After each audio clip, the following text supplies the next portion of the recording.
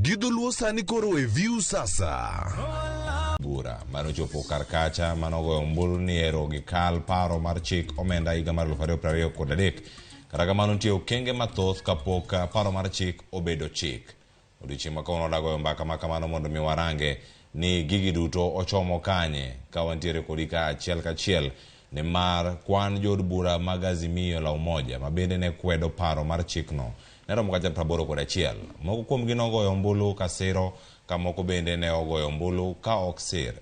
Ramogi jwang' moko bende ne ochopo e od bura. Tingi en mane? Odiochieng' ma kawuono jaod bura mari onego bedi ting' mane ka kore goyo ombulu e paro ka paro. Iwacho ni kinde ma gintiere kacha wanarango mana moko kuom paro mag chikegi. To bende wane koro kidago ombulu e wigi tiende nang'o? Kaeto bende jopiny biro bedo gi paro machalo nade. Mondo ma ochop kare Ramogi jwang' wadhi bedo kae ka watwak kod welo jolony weche mag telo kaachiel koda ka jolony weche mag loso budget. Motelo ne mano wadani wawinjane sigana mano ikno odiochieng' manyoro kod mano nyaodowa Walter Nyambaga. Weche gi odiochieng' ma kawuono dhi bedo kacha e od bura. En twak madhi kelo kanyakla ji mopogore opogore. Wayawo ni thuolo mondo miwa pachi bende lainde mag simu ochiwe kar kanyo. Mano ka wantiere kodi kanyo achiel kachiel okinyi ma kawuono wantiere kodi ka mondo miwa konie koro sigana ni paro mar chik omenda tiende nang'o. Arwakini machiegni. Nyinga Cleophas Oluoch jagisumo kanyakwar mokeo nyaka sango wayudane sigana ni. Order! Banjo od bura mag Azimio ne ng'anyo ka giwuok oko mar od bura e kaka yoro nyiso ichwang' margi ne spika mar od bura Moses Wetangula e chieng' somo mar budget ka giseyo manotayo godo twak ewi paro mar chik mageto medo choko mar osuru e tielo mokwongo. Miata mi nyalo biro tedore od bura odiochieng' makinye kinde chako twak ayanga ewi paro mar chik mosekelo liet e kind jo od bura ma Kenya Kwanza to kod mago mag Azimio e ka ogai mag riwruogego ogolo chung' motegno ni kweth ka kweth. Hawa wabunge Tuesday wako bunge wapige kura wapitishe ama waangushe. Mimi nataka nijue kama wewe ni mbunge, wewe unaenda kupiga kura ati tuendelee kulete furniture kutoka nje, watoto wa hapa Kakamega waendelee kung'ethi hapa, hakuna kitu wanafanya. Sijui umeandikiwa barua na sijui chama gani. Wiki ijayo watapitisha hiyo finance bill, sio? Watapitisha, sivyo? Hiyo itakuwa ni parapanda. Itakuwa ni parapanda. Mwanzo mtakuwa mko tayari? Ma wejo od bura kamateke kind goyo kura mar kiro oko paro mar chikno e kata kale kao kamano to weyo moko ne twang' mar lawgi od bura kinde matwak makamano dhiyo nyime twak manyaka tieki kapok ochopo rum dwene. We have mobilized our troops and our members, and I want to assure you we have support across the board. As you saw last time, there are many ways of voting, and there are those who voted for us from even the minority side. We are ready and prepared to deal with the bill at the third reading stage and also to deal with its promoters, both at that stage and beyond. Yes, because it is not yet over until it is over. Matimore kinde ma jo Kenya medo ywak pek mar ngima ka jodak manya Ururu mayudore kaunti ma Laikipia wuok oko ka ywago pek mar uchumi e kendo koro dwaro ni mondo jo od bura olwar oko paro mar chikno. Kutuambia tutoe nini na tuwekea hiyo finance bill ipite, tutazidi kukandamizwa. Kwa hivyo mimi nasema serikali kwanza ituangalie hapa chini, itusaidie vile tutainua biashara zetu, vile watu wengi watarudi kwa soko juu wameenda. Joalago koni kaluwore record budget mar 2023-2024 maro motaragana 4.5 bech mwandu koro wuo mokalo kakata mwandu magiuso ok nyal konyogi. Niseme wakati huu mambo imekuwa gumu sana. Juu tunaumia, juu hata ukinunua kitu bei yenye unapata hiyo kama ni hiyo kitunguu na bei yenye unapata nayo bado inatuletea shida. Kitunguu saa hizi ni 80 na ilikuwa 50. Jatend kweth manoke od bura pio wandae to kod nyawadgi motel ni kweth mathoth Kimani Chungwa nyondre ni onge dok chien e wi chung' mokaw kod riwruogego. We know all their games, we know the tricks they will want to employ, and we are prepared for them. We are opposed to it in its entirety. It's something we think Kenyans do not need. Anaenda kupiga yes na baba anasema no. Tumekataa to be in cahoot with the government so that they can even overtax Kenyans instead of helping the women. Walter Nyambaga, Ramogi TV.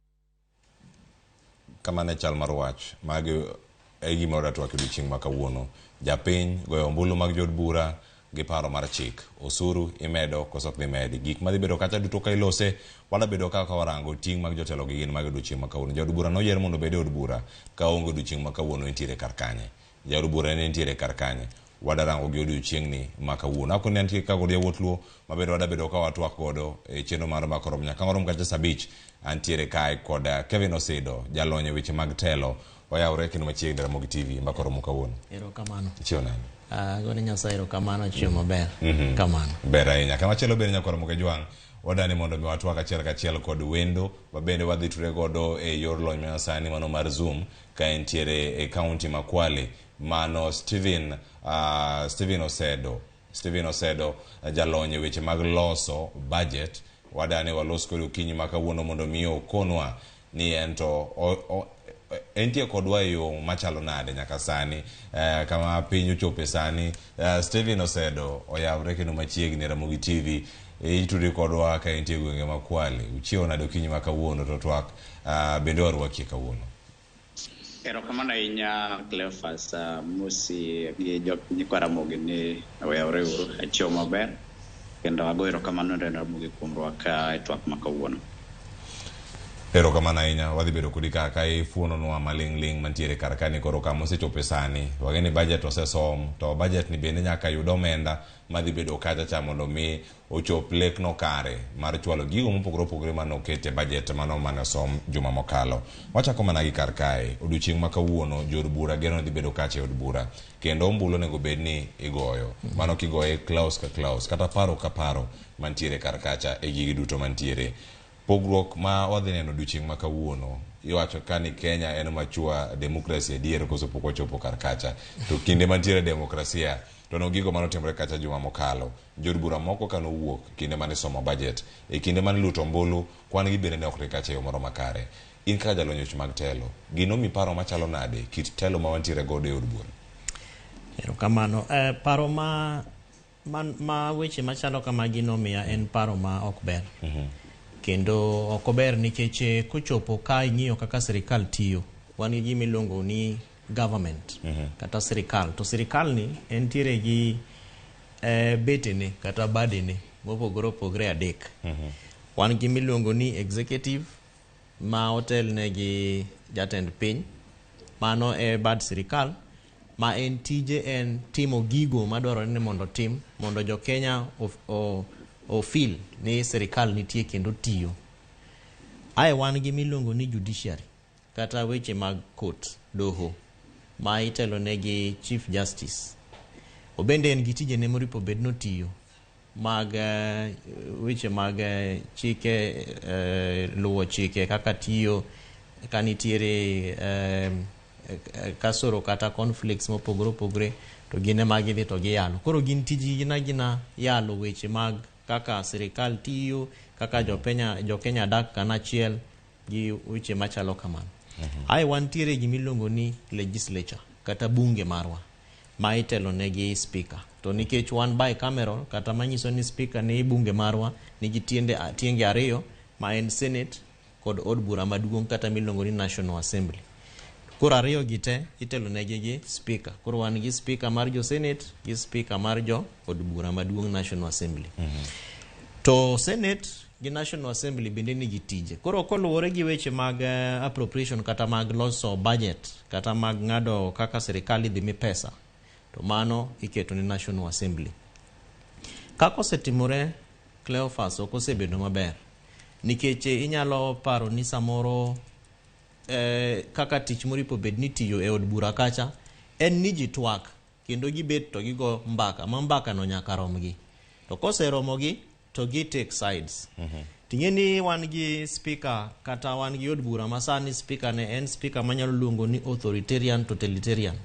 Gima wacho no en to nikech samoro bende kineno kaka gik moko itimo e od bura kacha ok gin gik mitimo e yo makare manyiso ni koro nitiere kaka siasa moro timore e od bura kacha kendo kata kiwinjo kaka jotelo mopogore opogore loso gichalo jok masomo ne jo od bura kata president marwa rais ka oloso to wacho na senyisogi ni ng'at mok dwa ndara kik gone gini budget, ng'ama ok dwa kia pi e od bura kumochung' ne jo od bura kata jok ma e od bura ma korgi kik go ne kura budget ni. To okoripo bed ni chalo kamano. Oripo bed ni jibet gitwak giwinjore iwacho mari tawacho mara. Emo miluonge ni a house of debate. Ot mar twak kata mar goyo mbaka. Ma in gi mari emo miyo gin gi clerks kacha bende gin gi speaker ma iloso mana komi thuolo mar mondo ilos. To be sami loso to ibet piny ng'ato man gi floor giwacho ni you have the floor. Ichung' tiwacho mari. Omiyo gima timore e od bura en ni sani koro gin gi thuolo mar dhi gisetimo first reading kama ne basically introduce the bill. Koro kaka ne wang'eyo ni budget timeline mare nitie, ose miwa gi jatelo mar loso budget mar migawo mar pesa kata treasury obedo introduce the budget. Then second reading ema koro wantiere gi stages ma koro ging'iyo kaka isome asoma ni gini oripo bed ni en budget mar pesa marom kama, aeto koro ikete committee. Then committee no biro to miyogi report makaka nosetimre. Koro kawuono en third reading. To an gima mora gi third reading ni Cleophas en ni giseyie ni gidhi gone ombulu clause by clause. Upogre gi acclamation. Kech acclamation chande to en maji wacha ni wayiego kata ni wadagi. But gimomiyo ji odagi to okine. But katieko kanyo en ni wantiere gi jood bura mago kura kata mosego kura kata madhigo kura ne finance bill kaka ne gisegoyo ne finance bill kura e second reading. But problem manitiere en ni un gi committee mosenyaka luongo public participation ma jo Kenya okelo nyaka pachgi. To gimitimo gi paro gi ok nyisi.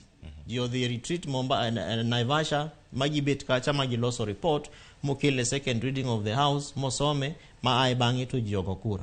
To king'iyo pinywa ma Kenya kae wantiere gi jo sirikal gi jo upinzani kata jogo ma ok oyie gi gik ma sirikal dwaro. To jo upinzani gi to ok nyiswa ni gin to proposal margi chalo nade. Ka jo od bura ma upinzani makata moko oyie gi sirikal ok ogone sirikal budget mar sirikal no kura, ang'o momiyo ok gigo? Ena giminyiso ni orach karach to proposal moripo bed ni kelo kata kaka opposition to bende okine. Emomiyo bang'e wabro ng'iyo ni to clauses mage manende jobura ogone gi kura to kura di manendo yudi, clauses mage ma jobura ok ogone gi kura to kura di manende urem e clause by clause kamano. Gimomiyo clauses go ok ogone gi kura. Yes, to kala kamano bende ka wantie kar kanyo nitie chenro mopogore opogore ma bende wanene od bura kacha. Wang'e mabiro datwa kod Stephen Osedo bende kani county Makwale. To nyaka sani bende jo od bura mago mag Azimio kata kweth manoke od bura kacha bende osegolo paro ma opogore kotenore koda gigo mane gier ni mondo loki. Ng'ato ka jo od bura malego Usonga mano Mheshimiwa Samuel Atandi bedo ondiko kacha meke adek mar dwaro. Kata kamano Azimio golo kuom paro mopogore opogore maromo 10 mayudo kata mondo loki. Azimio ni kata kod paro gi 8 ka sirkal ni kata kod 2 moko magi mendi wiye kanyo. Koro tiende nyabedo mana ng'ena wadoko mondo mi warange e kinde ma wantiere kar kae. Adhir Stephen Osedo, kama ibete kaka jalonye weche mag loso budget koro osesom ne jo Kenya kendo e kinde gi bende ng'ene thuolo mokalo kani ni Ramogi TV ne walose weche go mag finance bill kata paro mar chik omenda ni. Gini matimore nyaka sani Stephen, onyabedo ni en ang'o ma timore ka koro sani ntiere od bura iwacho ni omenda ni bende nyaka manye gi yore gi duto to bende chenro ma sirkal keto karegi mag paro mar chik mar omenda gin moko ma dhi chopo lek mar budget chakare koso dhi rem? Erokamano ahinya Cleophas, gino ni winja maber. Wawinji makare. Erokamano. Koro king'iyo mana kaka osiepa Osido osewacho, sani paro mar chik mar omenda dhi stage miluongo ni third reading. To third reading kaka ne giseyiere ni gidhi ng'iyo clause by clause. Koro seche ma ging'iyo clause by clause ni to kisomo report mar committee mane gidhi gibedo kaka osewach ne gidhi gibedo Naivasha.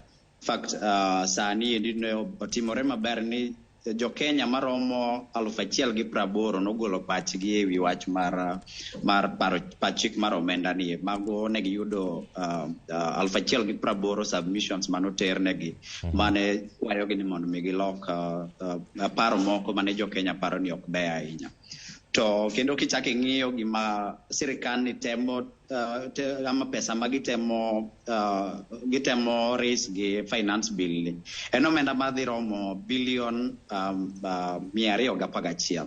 Koro milion 211 ni to king'iyo projection ama omenda magidwa ni mondo mi gichoke iko omenda mar 23-24 en maromo bilion 2.5 trillion trillion 2.5. Koro iyudo ka pod en fuok maduong' ma kata paro mar omenda ni kokalo to ok dhi konyo ahinya e weche mag kelo omenda. To king'iyo kendo iyudo ka paro mar omenda ni en gi clauses moko ma mondo kar dhi bedo matek ahinya ne government mondo gisol pesa ma gidwaro maromo bilion 211 nikech kiketo weche mag ushuru koro irida ahinya to ng'eni dhano en dhano gibiro mana manyo yo kaka koro gikwepa chulo ushuru no. Koro gibiro manyo ni to ere kaka wanyalo timo mondo kik wachule. Koro nyaka gipara diriyo kapo gikalo clauses ma ne kelo shida ahinya. Mokwongo ne en clause mane waneno ma ji osago nduru kabisa mar petrol. Kiketo petrol malo to ngima dhi idho kabisa. Koro ji bro achiedh nade dhi mal kujini to koro watimre nade kech ngima already en malo to kichaki mede gi wach petrol to kendo koro odhi bedo malo zaidi. To kichaki ng'iyo weche machalo kaka mag nitie gik mane gi propose kaka gik manyalo kelo ne ji yuto moloyo to jok marawere ko gimoluongo ni content creator ka bill no propose ni an tamalo 15 to sani koro giduoke nyaka tamalo 3 in report mar committee. Mafaro ni ok en wach marach ahinya but onego bed ni wabedo careful nikech king'iyo Kenya ka weche mag onge tich ne jo marawere ni malo kabisa. Koro rawere temo matek mondo mi bed gi chenro moko ma ginyalo yudogo nweng'o gi makinde ka kinde. Koro paro mar chik no to koro nie od bura to kendo wang' te nie od bura kawuono nikech mana kaka notimore last week niyudo ka od bura kaka wang'eyo en gi members maromo 349 to king'iyo jok manogo kura ne gin jok mathin kabisa mantie kata wabunge moko mane waparo kaka jopiny ne dhi bedo kod gi jopiny gidhi ungane gi jopiny mondo mi kane pok odhi e third reading ma koro odhiye ni to mondo mi ne ging'iye matut. Niyudo ka the government side no oingo jok mane pingo koni. Koro wang'iyo gi kawuono ni to koro ma okete clause ka clause ni gidhi support koso gidhi ngiso jo finance treasury ni mondo gidog ng'iya ne bill ni especially clauses ma asan wachariyo kuom gi moko en kaka mag housing mabosekelo housing levy mabosekelo ywagruok duong' ahinya. Yeah. To bende kamachielo kanyo kapok wuok iri kanyo Steven Osedo nitie thuolo moro ma oganda nyalo bedo kacha ni yudo odiochieng' ma kawuono. En ang'o miyo imake e thuolo moro malach ahinya mano ka gintiere kar kanyo odiochieng' ma kawuono kidhi some tielo mar 3 ma bende ka irango odiochieng' ma kawuono e order paper mano mar od bura odiochieng' ma kawuono mano namba 13 ma bende dhi bedo kanyo ka koro itwake chenro ma otwake odiochieng' ma kawuono mano mar finance bill. Gino ma dhi bedo kar kanyo ka koro wacho ni en committee mar the All House. Kevin Osedo bende dhi do thuolo mondo mi olerwa kar kae. Japiny obed gi paro machalo nade? Idhi kadhe duto koso jopiny obed gi geno ni nitie gik moko iye kanyo ma imulo madito menyalo loki? Lokruok nyalo yudore to mano dhi luwore gi namba mar wabunge mantie madhi bedo ni go ombulu kawuono nikech mana kaka nasewacho gini ka gikale clause by clause it's a majority vote madhi take the day. Koro seche ma majority vote waonge jok makwedo tin ne jok ma support ibro yudo ka lokruok nyalo bedo matin. Koro wabunge wa especially mawujo ma Azimio to begini okunego beni king'iye matut kaka jalony mag weche mag loso chik okunego bedo government versus opposition. Kich seche mwatero wa wabunge od bura kacha onge gimoro ni ma wabunge mar government mar opposition kucho chonde watero gin mondo mi gilos chik ma govern Kenya as a whole, not a section of Kenya. Koro yudo ka sani koro paro pogore nikech kiyudo ka nyaka ne twagni chakre wi paro mar chik mar omenda yudo ka sani koro en mana government versus Azimio ma okonego bedni bedo kamano. To jopiny onego bed ni ageno to nitiere nikech kata ka gikale kawuono to pod wan gi thuolo malach kaka jopiny pod wanyalo dhi e court ma mondo court ochung wach mar implementing paro mar chik ma gikalo kawuono. Koro geno to pod nitiere jopiny keke jopiny lose hope ni kosakale kawuono kamane kako gino nikech ko gikale kawuono to pod wan kaka jok ma jopiny sani koro wang'eni wan kendwa jobunge wasefilowa koro wan kendwa koro ka wan jopiny according to article 1 wacho ni power 10 nitiere gi jopiny koro power ne mwadhi tiyogo to wadhi e od do wakwayo do ni chik ni ok wadwa kale nikech kleo kata kaka nang'isi last week I mean niyudo ka nitiere nwachoko pach jopiny survey moro manotimo gi Center for Fiscal Affairs men kampuni matiyo gi organization machielo miluongo ni Tuwaweza East Africa. Tiyudo ka jok manogolo pach gini ok gi support wach mar paro mar omenda ni ne gin jok ma oingo 23,000. Koro dhiera nono ka ji 176 dwa ketho paro ma jopiny mar 25,000 osadagi. Koro jopiny kik lose hope. Gini nikech waneno for the first time government manobiro kan gino maduong' ahinya ne dhi konyo ngima dok chien to sani koro through proposals magiketo ni ngima dhi koro jopiny nyaka koro wuoga ok mondo mi exercise their power directly. Erokamano ahinya. Kama wachope kar kanyo bende awada penjo kanyo Kevin Osido. Mano en komiti mar od bura no ngima ka gintiere kar kacha nitiere od buche mopogore opogore ma nitiere komiti mopogore opogore to sani koro ka gintiere kar kacha japinyo bed gi geno e komiti ni mano makelo kanyakla jod bura gi duto koso dhi neno pogruok kendo kamienjo e kind jod bura kaluwore gi twak ma gidhi bedo godo mede kar kanyo kama Steven Osedo bende owacho kar kanyo kotenore gi chal mar wach ne adieri sani kata twak migoyo od bura nyabedo ne twak ma ok ochomo yo ni mar koro irange mana kweth mar siasa mane mantiere karka en Azimio koso en Kenya Kwanza to ja Kenya ni kanye chenro gi duto ma kawuono wang'eni dhi bedo kanyo kachakore kadhi nyime od bura.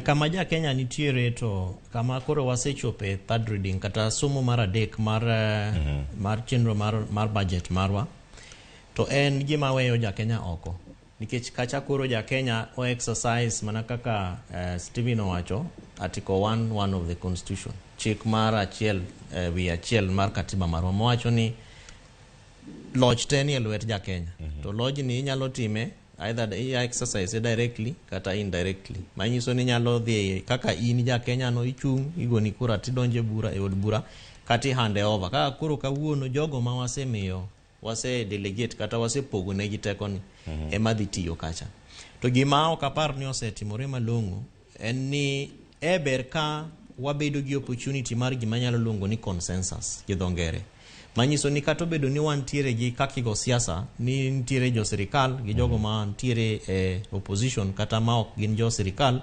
eber ka nitiere consensus ma ok wane gik moko kaka ma waseneno odiochienge kata e seche mosekalo ni ji wuok oko kata ji pukre pi iolo ne speaker kata clerks kande pi gik moko nitie matimore masamoro bende buogo japiny to mago gin dramatic modalities kata strategies mar mondo ng'ato hakikisha ni iwinje but problem manitiere en ni kata sami wuok oko cha ng'e ni kura ma idhigo to ang' nogoya goya omiyo wasewinjo kendo wasenyaka penjo jo od bura moko kata magazi miyo ni to un amomiyo nuwuok oko jomoko bende ne onge makata chama mar ODM kata Azimio coalition osendiko ne gi barua wasepenjo ni to ang'o manotimore to ginyiso wa ni nitiere kaka ne chenro mar bunge kata order paper gi gik mane speaker wacho ok ne otimore kaka ne gisepango to mano manyiso ni thuolo mantiere koro en mar somo mar adek ni ujipanga emomiyo ber ni koro en mar close by clause kujipanga nitiere nang'o Kevin Osedo oyo kata ka Kimani Ichung'wah bende oloso ka jod bura ma Kikuyu gino mowacho kanyo en ni giseti mobilization gise ikore ikruok ne tiende nango imanyo mana jogi kosi jod bura gi bende gi onge ga paro koso kamane kaka entie onge pache no wuon kose donjo to paro mana kaka cham jaod bura to kodonje od bura kacha to ento koro onge pache owe japiny oweyo otiyo gi paro mar party emomiyo iwinjo ka Kimani Ichung'wa bende wacho ni gise mobilize Jakom Raila Amolo Odinga bende osewacho kanyo ni wasepango jogwa temomiyo ineno ka kata mana Kenya Kwanza kacha anyalo wacho ni quote and quote ginyiewo wabunge moko mar mondo mednegi numbers nikech kacha gimomigo kura en mar mondo majority o carry the day, minority will also have their say. Manyiso ni koro jogo mang'eny dhigi gik ma idwa ni mondo jodhi godogo. To jogo matin kata bedo ni utin to bende ang' miu karu moro be mondo utime kaka udwa timono. Emomiyo jogo mawuok e ber bedo gi clause by clause. Manyiso ni jo Kenya Kwanza, wabunge ma Kenya Kwanza sechegi oripo bed ni gibende gisetwak malong'o. Magi understand kendo ging'eyo ni clause machal kama tiende kama. To implication mar jopiny modhi bedo godo ne jopiny en gima chalo kama. Koro ka ng'adhi od bunge kacha tadhi go kura nema ma ok adhi go ne kura nikech ing'e ni kata mago ma bende ok gigo ne gi kura ok ni gidhi lal kamano. Bang'e to nitiere amendments kaka miwacho mosebedo proposed kande. Ai bang'e to ka gisego kura bende nitiere weche ma ibo ndik ne speaker bro ndiko ne treasury to nyise ni magi to wadagi nikech kama. Koro ka treasury oyie gi weche ma jood bura wacho kaluwore gi weche tema jo Kenya bende osewacho e public participation processes masamoro bende ok no bedo captured kata ok no kaw gi committee mar budget to jood bura jo national treasury kata jo mochung' ne weche mag loso budget koro dhi loko gi mondo gi kaw paro giriw paro gi kaluwore gi paro mar jood bura gi ma jopiny ogine ne osekalo. But ka gidagi timo kamano aeto bang'e wa realize ni clause by clause migoyo chande jobunge oyie mo adopt nikech by 1st July mabende na odiechienge matin modong' Kenya nyaka bed gi budget mare. To ka gitamre kawo paro ma jood bura ok ogoye kura gi ma jo Kenya bende owacho ka ae bang'e ng'ato nyalo dhi e court kaka Steven wacho no nikech koro mano is the fate of last resort. Koro nyalo wacho ni waseluwo kako ripo bed ni luwo to jood bura ondiko kama National Treasury ok okawe kaka waparo. Koro dhi e court for either interpretation kata mar mondo court or stop implementation mar budget no kaluwore gi weche ma budget ok sir e yo ma kaka jo Kenya dware. To chal en mane kirango kanyo ni jopiny nyabido kata gigeno ni ponono aya koro kosekadhe tielo mar adek kata kosesomo duchi makawuono paro ka paro mano ka gintiere kar kanyo gidulo mantie paro mar chik mar omenda ni maiga mar 2023 tiende nang'o ka koro winjo kanyo kogana moko wacho ni wanyawuok kama dhi e do geno mane pod ntiere do e kindegi nikech ng'e maber ni mondo budget okete tim gigi mantiere kar ka bende nyaka rang kaka ginyalo konyo bugo omenda madhi e budget kar kacha ka otere doho chal mar wach nyabedo mani kotere doho kech kata sama waloso ni nitiere kes manoseter gi senator Mabusia Okia Mtata gi lange moko bende mane nitiere kanyo to macha ne omiye certificate of agency manyiso ni en gima nyaka court kata doho yal e seche ma ka kalenda mar budget pokorum to mano manyiso ni nitiere gigo ma ok ni kare omiyo nitiere hope kata nitiere geno ma jo Kenya oripo bed godo ni kaponi bunge okalo budget kata proposals ko kaka enno to inyalo dhi e court. To ng'eni kata kidhi e court kata doho kacha gibende ging'iyo ni to ibiro nang'o ywak ni momi ibiro e bunge en nang'o koro ichako ng'i gik mikielogo gi chik mantiere man katiba marwa gi chike mamoko gi kaka koro oginine oganda miza kata chwany mane magino miye kaka ja Kenya. Koro gichako ng'iyo ni to Bill of Rights be proposals moket kande gisiro koso gisir rights mag individual gisiro koso gisir state of affairs mar economy marwa onyalo bedo weche mag on source revenue kata kaka koro serikal osepango ni gidwa ni mondo gichok pesa kaka kwa mfano kata kanyalo kawo example achiel mane serikal owacho ni jogo ma nitiere ma ichulo pesa mokalo siling 500,000 ni koro gidhi medo ginene tax margi. Ingeni mano is already discriminatory. Mangato nyalo dhi e court to wacho ni katiba wacho ni nyaki protect ginene property mar ngato. To an kaka ja tich mar sirikal atiyo ayudo pesa marom kama koro nikech ayudo pesa no sirikal koro dwani mondo ojuoga kata mondo miya tax mamalo. Ta amor nikech mano is one of the amendments matayari no seket nikech sirikal bendo ng'eyo ni weche gi kodhi e doho to gin gik ma doho dhi go e tik. To ka sirikal osego e tik gigi manyiso ni koro duoko gi ne jok manende oloso gi. Omiyo geno manitiere en ni weche mang'eny to biro chope doho nikech kata kaka waseneno trend mar bunge ni trend mar jogo ma gin jo siasa ma bende nitiere budget kata parliamentary budget committee nikech kucha bende nitiere office mana makonyo jo bunge bende loso budget bende waseneno kata press conference manene cabinet secretary mar treasury obedo godo gi jo landabari bende waseneno kaka notemo duoko penjo moko manene jo Kenya nitiere godo. Omiyo Cleophas chances ni weche moko ka pod dhi chopo e doho nitiere malu. To koro jo Kenya oripo bed gi geno ni samoro ka ngichope doho kacha to siasa ok bi take precedence. Kech wa expect kaka na wacho mokwongo ni wantiere gi bete adek mag sirikal. Koro en doho, wan gi executive kod bunge. Koro wa hope ni ka ngichope doho kacha to doho biro tiyo tije moripo bed ni o protect rights mag jo Kenya. Erokamano ahinya wadhi nyime kendo wada yudo kanyo en paro mapontiere kar kae ka wantie kanyo kod Stephen Osedo bende jalony weche mag loso budget. Okonwa mana nyaka sani Stephen nitiere gik mathoth ahinya mantiere kar ka ma Uganda bende deher mar ng'eyo. Nitiere trilion 2.5 ma igeno ni onego bed ni ichoko mano kokalo yore mopogore opogore ahinya kirango ni weche mag osuru onego bed ni ichoko gi nade e yo mane ni mariro ni gigi mantiere kae wacho ni magi mantiere paro mar chik mar omenda ni nyalo mana golo omenda kanyo ma ok nyal chopo kata nus kata kamantiere kata ka en bilion 200 tiende nango kaitemo mana rango nyaka sani kech kae moting'o paro mathoth ahinya mar ng'ado atamalo 1.5 mago mag udi atamalo 16 mantiere sani kore weche go mag modhi kata mauta ka kinusuru mamoko iwacho itemo wacho ni nyaka sani ponono ka omenda maromo trilion 2.5 ni okochop kare sirikal otigi yore mage mondo miyo choka ne osuru kata omenda manyalo bugo budget mano mar trilion 3.6 mano som jwa mokalo. Erokamano ahinya Cleophas.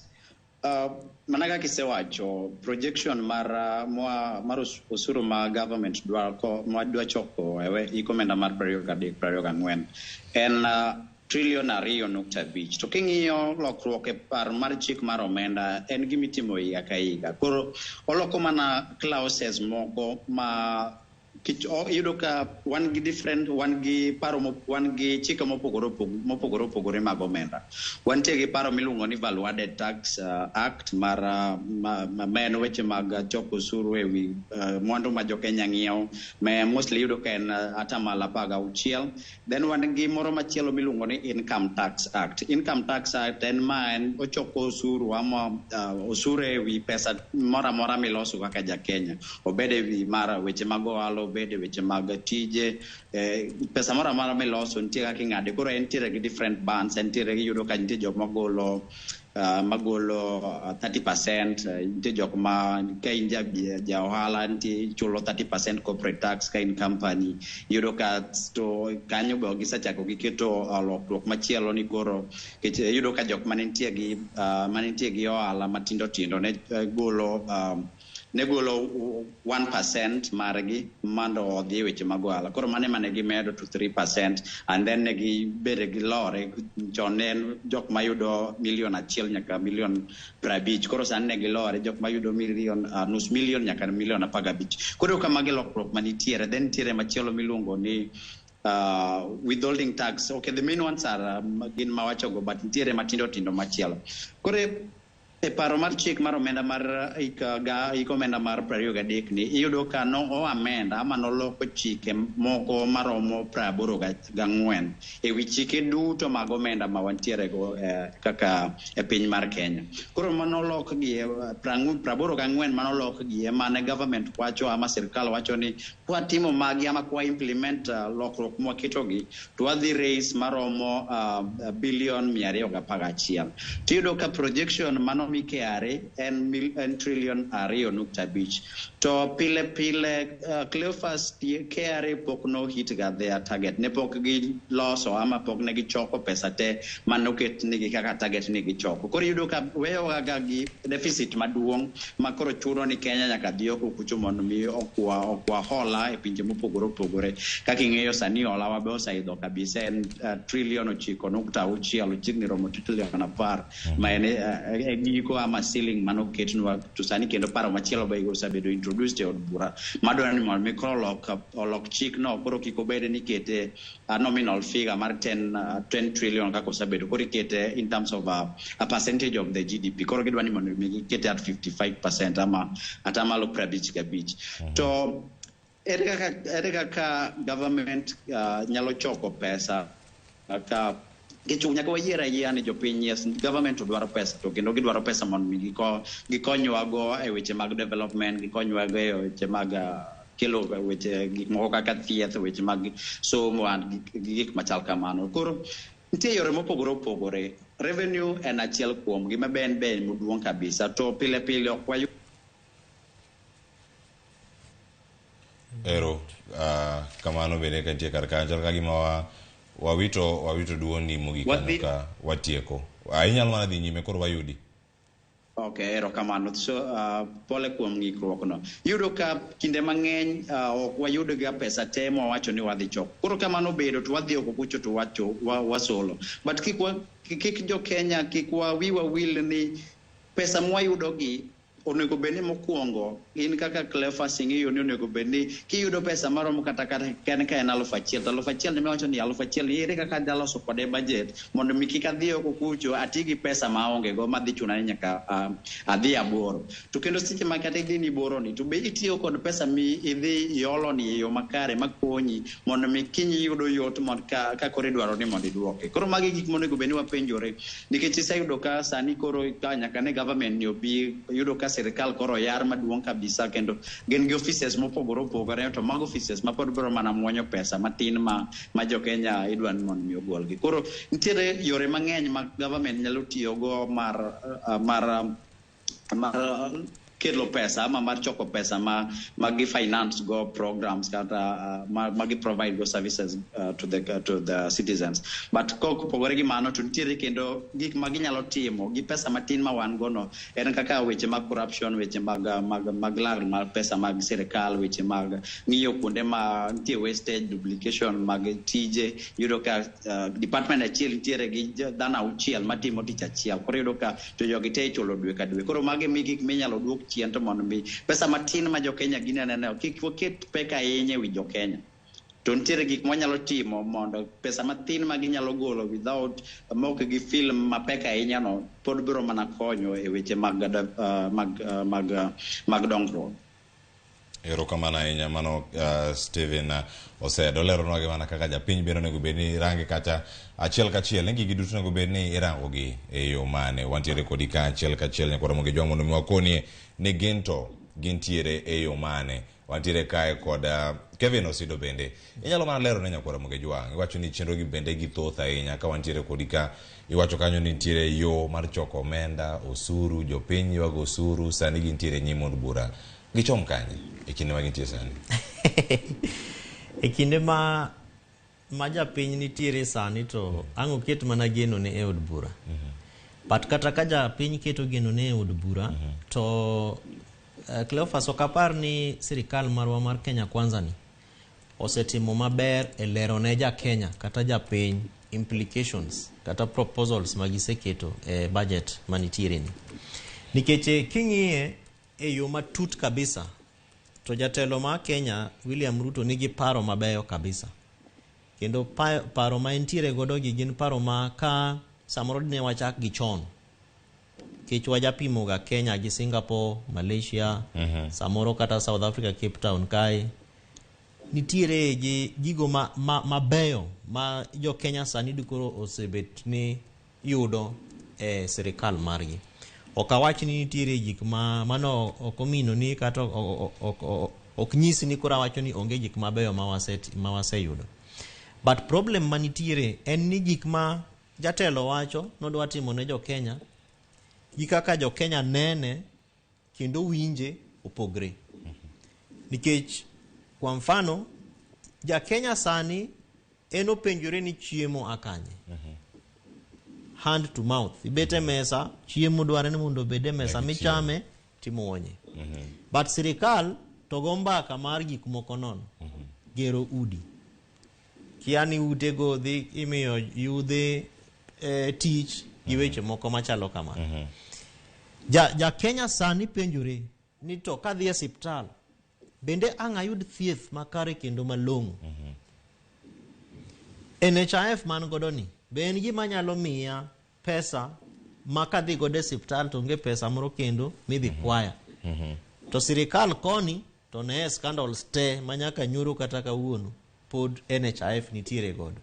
Koro priority mar japiny kata ja Kenya mawinjowa gi actions ma government timo, timbe ma government kata ma sirikal timo ok chal. Nikech ja Kenya en ng'atno ma nigi geno ni sirikal wantiere godo madhi timonwa kamae. To geno go ok chop kaluwore gi gik ma sirikal dwani mondo tim. Ting'eni kata kiwacho weche mag choko osuru kata mar revenue generation. Emomiyo wacho ni sirikal mar William Ruto nitie gi proposals mabeyo. But kaka itimogi e yo mobam. Aya. Yore mopogore madonjo ka wacho ni moko mobam. Maneno rangi moko bende madhi bedo kacha kwa logi achiel kachiel. Moko kuomgi paro ma bende ogara chwalo ng'uru mopogore. Ahinya mago bende mano dok piny kod atamalo maduong' ahinya. Koro mkanyo sango nodhi bedo kawa kawiyo. To kapok kawiyo masani, yana mondo miya penji kapok adhiera Steven Osedo. Nitiere paro mano mar bero chiro kata mag chal mar ohala. Wangi bende omenda mano ket bathe mano mar bero ohala. Maro mokacha eno bilion par kod adek. Mano kairange kata weche mag SMEs gi bende kantiere karka. Mondo mi ober ohala matindo tindo gi bende ka gintiere. Sirkal obedi gi thuolo machalo nade. Kakoro sane paro mar chik mar omenda ma ji twake chieng' ma kawuono ka okadhe kata ka gigo ombulu. Gigo ombulu e wiye machalo nade. Nikech koro sane gidhi chulo atamalo adek mane wi omenda duto magi yudo bang' ka giseuso. Mago jogo ma yuto gintie kata kin milion kod 5. Tiende nang'o? Kaunu ka gigocho nikech gine kod 5. Tiende nang'o? Kaunu ka gigocho nikech gine wacho ni gikonyo mama mbo jok matimo ohala matindo tindo gi jo boda gi ntiere karkacha. Nitie jok matimo kata kembe matindo tindo mantiere karka. Ombulu ka igoyo e klaus machalo kama kata paro mar paroni otime yo machalo nade. An ka adhi go ombulu no kaka jabunge dago eni no. But ang'e ni dhi go eni yes. Mokwongo ja Kenya ing'e ni eno kobing'iyo ni to weche mag SMEs en mar national kose county government. Ting'e ni katiba mar watu keto SMEs mago tije mag county. Omiyo mano is one of the kuonde moko ma bendo pogre ma sirikal mar Kenya kwanza ni okose ng'iyo ni to wan kaka katiba omiyo wa thuolo mar mondo watine jo Kenya. Tije ma wadwa timo nitie gik mang'eny kabisa Cleophas mantiere e weche mag budget ni kata mag community health volunteers masani koro gi propose ni community health promoters maging'e ni gin mana jo county ka. To king'iyo kaka sirikal ma Kenya kwanza gi ma county governments loso kendo tiyo gin jogo machal ma ok los e wang' achiel. Kech deputy president masani koro ema waparo ni ochung'ne weche mag devolution wacho meke koni to jo council of governors gi governors wamantiere county governments be wacho meke koni. Omiyo SMEs no anda penjrani to mokwongo be gisemiyo sirikachewa mag counties pesa mar mondo gitim godo SME promotion. To ng'eni promotion kacha nitiere weche mang'eny. Mokwongo chiro be osegere maber manyiso ni kata ka koth chwe to mama mboga nigi kama ber ma koth ok goye. Ka uso omena, ka uso rech kata uso nyanya. Ka chieng' rieny. Bende chieng' ni ketho ne nyanya, kose ketho ne bo, kose oselosne shed maber. Ni shed no en gimi loso gi county government ok national government. Namba 2 wang'a penjira ni to mama mboga makoro wadwani mondo mede usuruni. Ndara samodhi omo goods ne koting'o gie boda kata oting'o gie ginene gimiting'o gie ni. Bende ndara bero se los e yo makare makonye ok ni samoro kiam to ko ndara kodho chwe ndara rach okier chako pukre okier tongo se tore koro losses ema biro Tingeni sama koro wangi kao taxes kae nikech kata jo county government kande bende gin gi osuru magi solo kuom mama mboga gi jo small and micro enterprises gi. Omiyo nitiere gik mang'eny ma ok apar ni paro matut nende ose betie to moripo bedni betie. Ae mogik kanyo en ni bende wase bedo gi opportunities kata gi thuolo mar mondo watim godo capacity building. Emomiyo ana kipenja weche mag on source revenue to da medo kuma nende Steven osendose wache. Ni kata mana usuru manene serikal oketo mag jo beauty industry ena kare.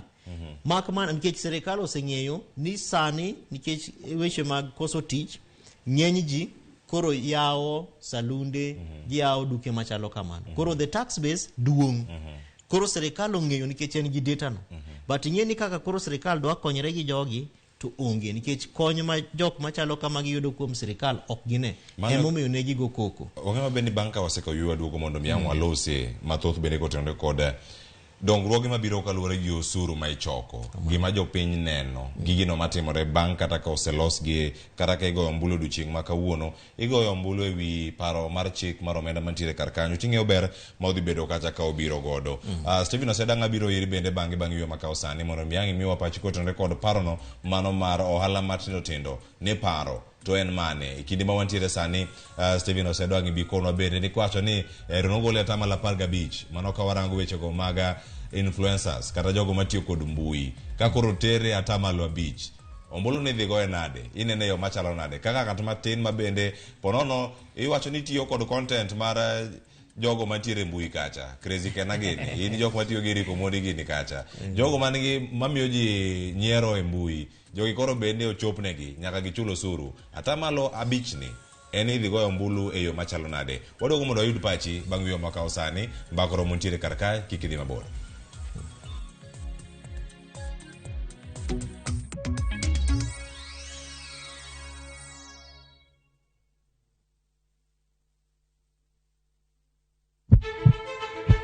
Sasa ya mawagamo muya wayudo ngima. Sasa ya mawayudo rieko wareso ngima ng'ato. Dr. Satiriosus onego beni lorore, foramen oval onego beni lorore. Penj laktar kelo ng'eyo matut gero ganda gi puonj mok inyal yudo kumoro amora mag weche thieth. Diwacho ni gima koyud chon tinyalo thiedhe ma ng'ato chang chuth kabisa. Or ote machuok gi penjo moluwore gi weche thieth tudri kodwa e nambani kata inyalo ywa tole nambani. Riwri kod Ruth Otieno wuok tich nyaka tich abich saa 12 odhiambo mana e Ramogi TV.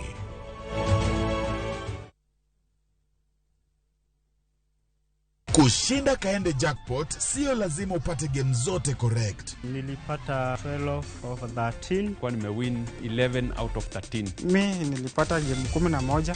Nilipata 11. Nilipata 12. Nilipata 11 out of 13. Nikapata mechi 12. Nilisikia kufurahi mpaka nikakaa chini. Nikapata 12 out of 13 prediction. Kwa 50 bob pekee, cheza kaende jackpot leo na ushinde 500,000 shillings ya wiki hii. Tuma neno KJP kwa 29063 na uenda ukajishindia nusu milioni. Hii lazide. Not for persons under the age of 18. BCLB number 416.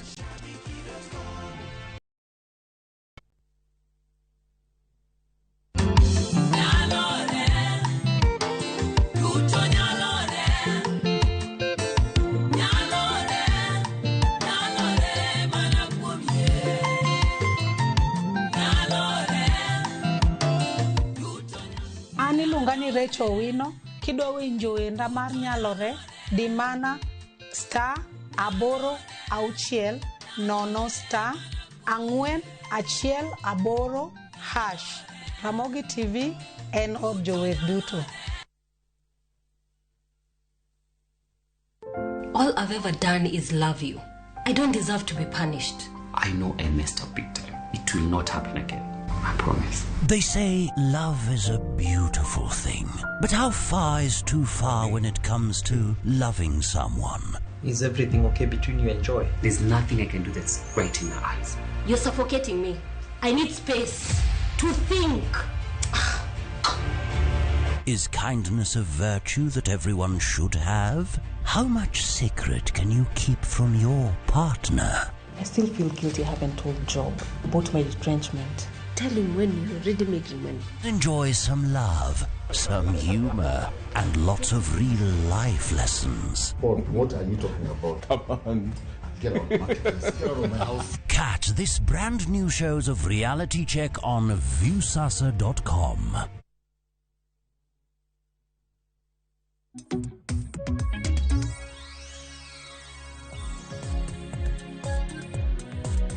Aya, nyakoromo ke jongwa seduogo wantiere kar kamba kana wagoyo kendo ote bende medo mana oro. Wadhi ka thuolo mondo wasom ote mantiere go kanyo e paro mar omenda, paro mar chik omenda nyakoromo ke jwangi mar 2023.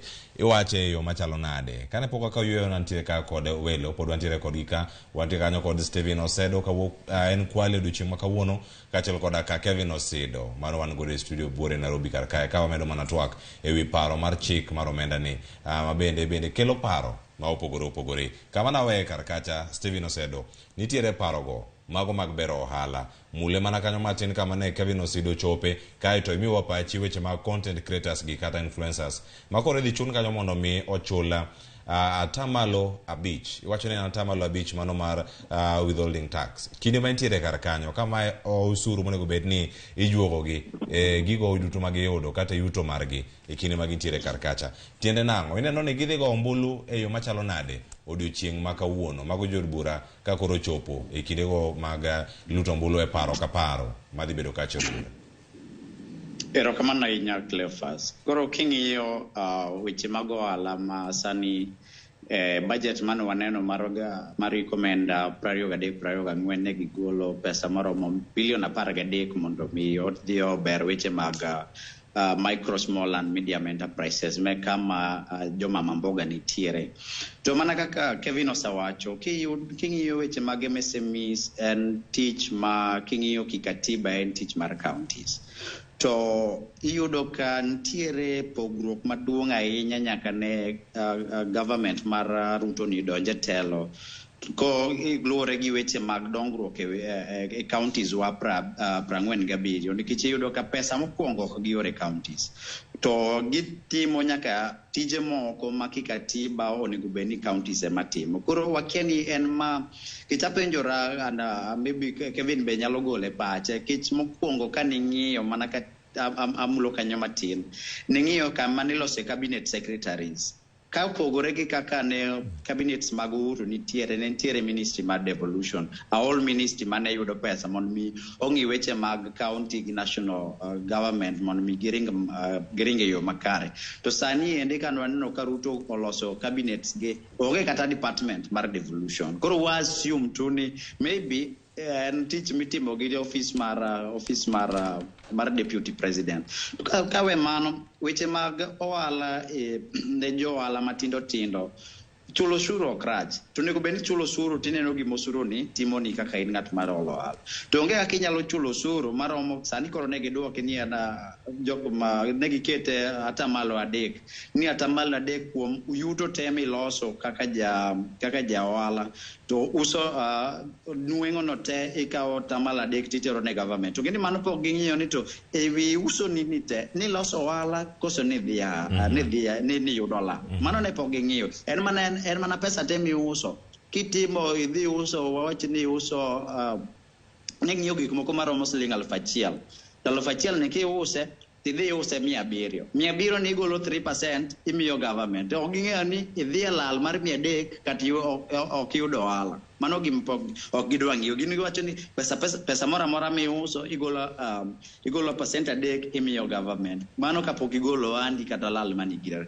Koro mane dhi yudo ka inyo jo ohala. To mar ariyo sani ende wang'iyo ni ohala mondo mi otim maber nitiere gik ma support ohala gin gik moko machal kaka Kevin osawacho be nitiere yore maber to chirni wa be gin chirni man nyalo chirni man tiere gi gik mowinjore nitie shed moromo be nitiere gi gik moko kaka kuonde konyruok ke yudo ka chirni magere igero gi tiyudo ka kuonde mag konyruok koro chuno ni in ka tande pod igolo mana 20 moro mono nego beni mano bedo andi to 20 ni idhi ng'iyo go kamidhi loso idhi konyorie.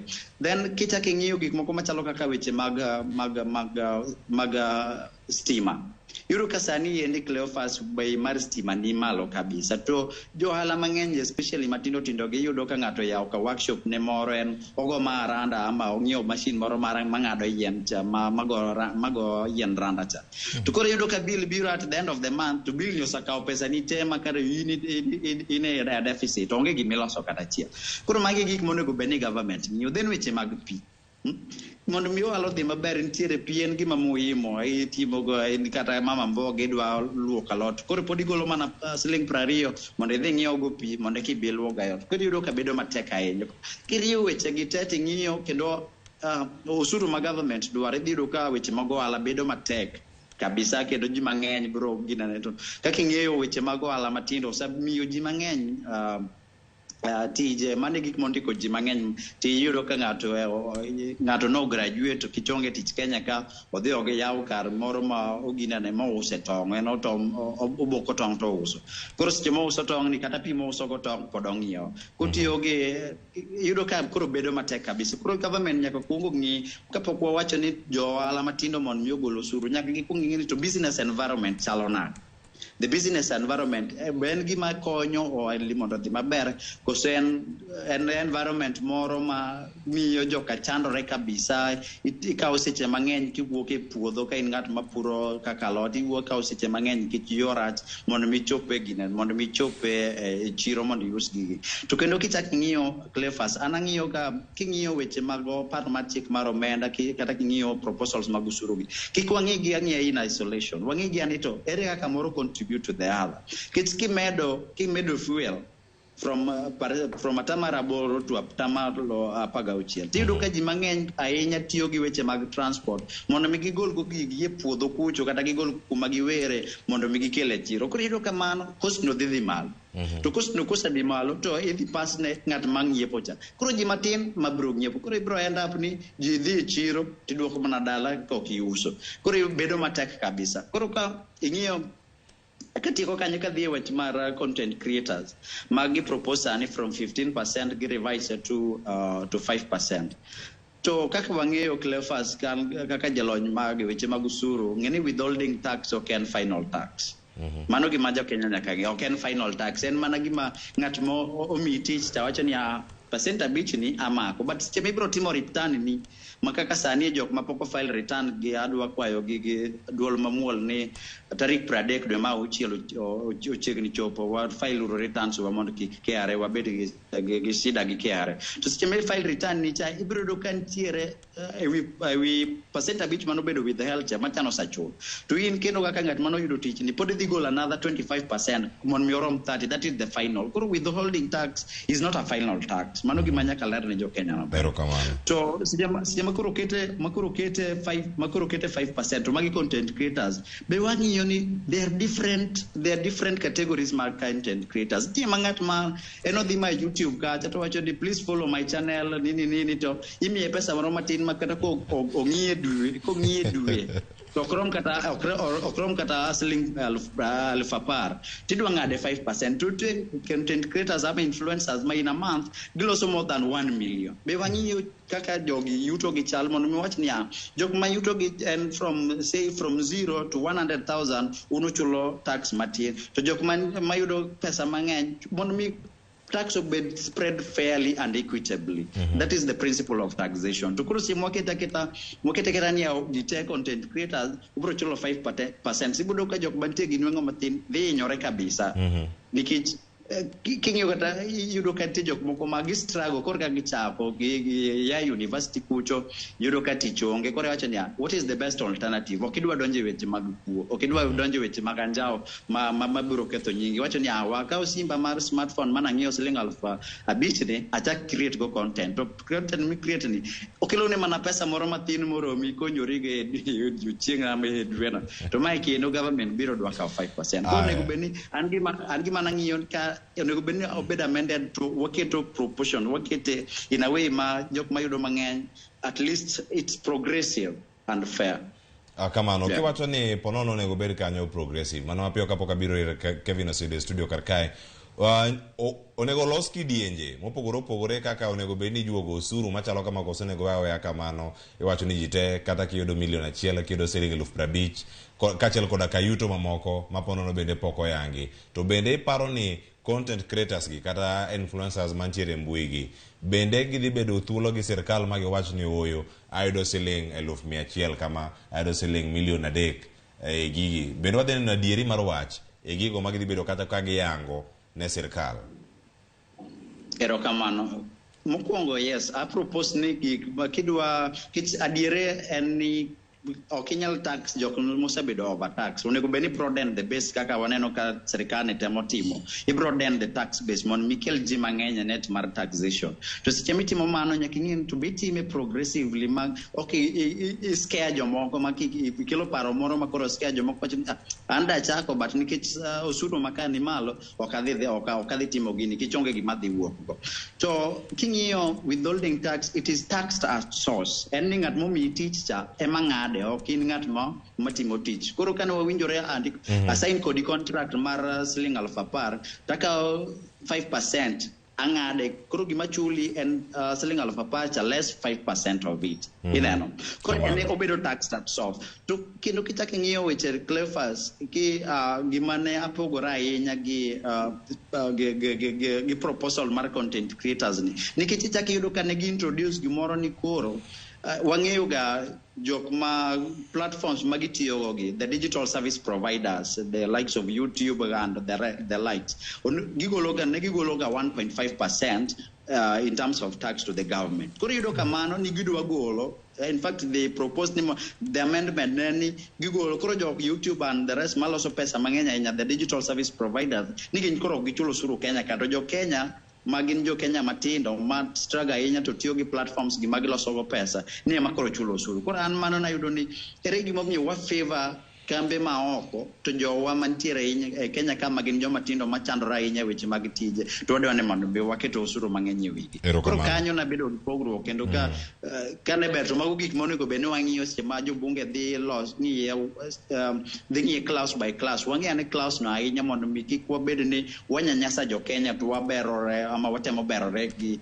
kampuni ma oko maloso pesa Kenya ka. Mana ka iseyudo kaka jo Uber be ywak jok matiyo gi gine. Erokamano ahinya Stephen Osedo. Ikwamo kata kamano maduong' mondo dhi nyime kodi jokanyo twak ma bedo go achiel kachiel kawuok Kwale kod wendo montiere godo kanyo Stephen Osedo. Thuolo ma oganda nitiere godo iwinjo kanyo mag bero iwacho ni chenro mag ang'eni nigi paro wi weche mag digital content creators gi ang' imiyowa gi bende gineno ber kata kapono ne dhi ng'adi en gimoro ma ikelo manyien to kele mana gi 5%. Nitie moko ma eno kata kodonjo gi 1.5%, moko donjo gi 3%. En ang'o miyo moro en donja dichiel ichak ng'adgi ting'ade gi duto ng'ama yudo 50,000 ng'ama yudo malo koni in gi paro mane wiye kata ombulu ne ko goyo machalo nade. Gin gi jod bura kacha ma moko kuom gi bende ne gin digital content creators. Wan gi jod bura malang'ata, nitie jod bura madagoretika. Kineno thuolo ma giseyudo kacha mondo mi gibere ngima jok moko. Ombulu gidhi goyo machalo nade. Ombulu no to dhi kalo.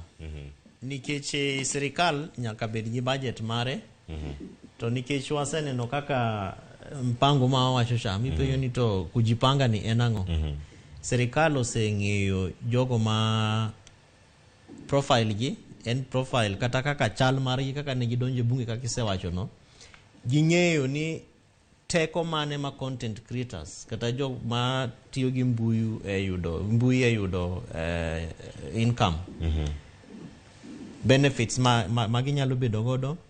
Namba 2, sirikal ong'e ni jogi gin ji adi.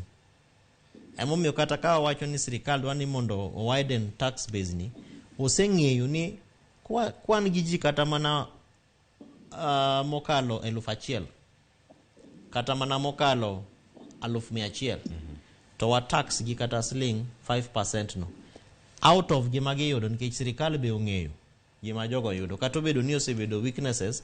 Kech aparo ni kisomo economic survey report manene sirikal mane treasury ogolo kapok gigolo finance bill to nyisi ni part of the sectors ma economy mar Kenya ose improve godo kata ma bero ose nene en digital economy. To gima sirikal pok otimo malong'o en aggregation. Nito ka wacho digital economy ni digital economy kata economy mar mbui en maduong'. Ji adi mantiere Facebook, namba go wang'eyo. Ji adi mantiere TikTok, namba go wang'eyo. Ji adi matiyo gi Instagram, namba go wang'eyo. To jo Twitter to gin ji adi. But gimose bete ma problem en ni wang'eyo mana top performers. Ilo ni top TikTok users gin ng'ano gini. But nitiere moko mana kaka Steven owacho cha ma eno bira to nyiso ji ni ase record video moro kae kawer, please follow me. But nitiere jogo ma yudo pesa mang'eny kabisa e platforms mopogore opogore gi.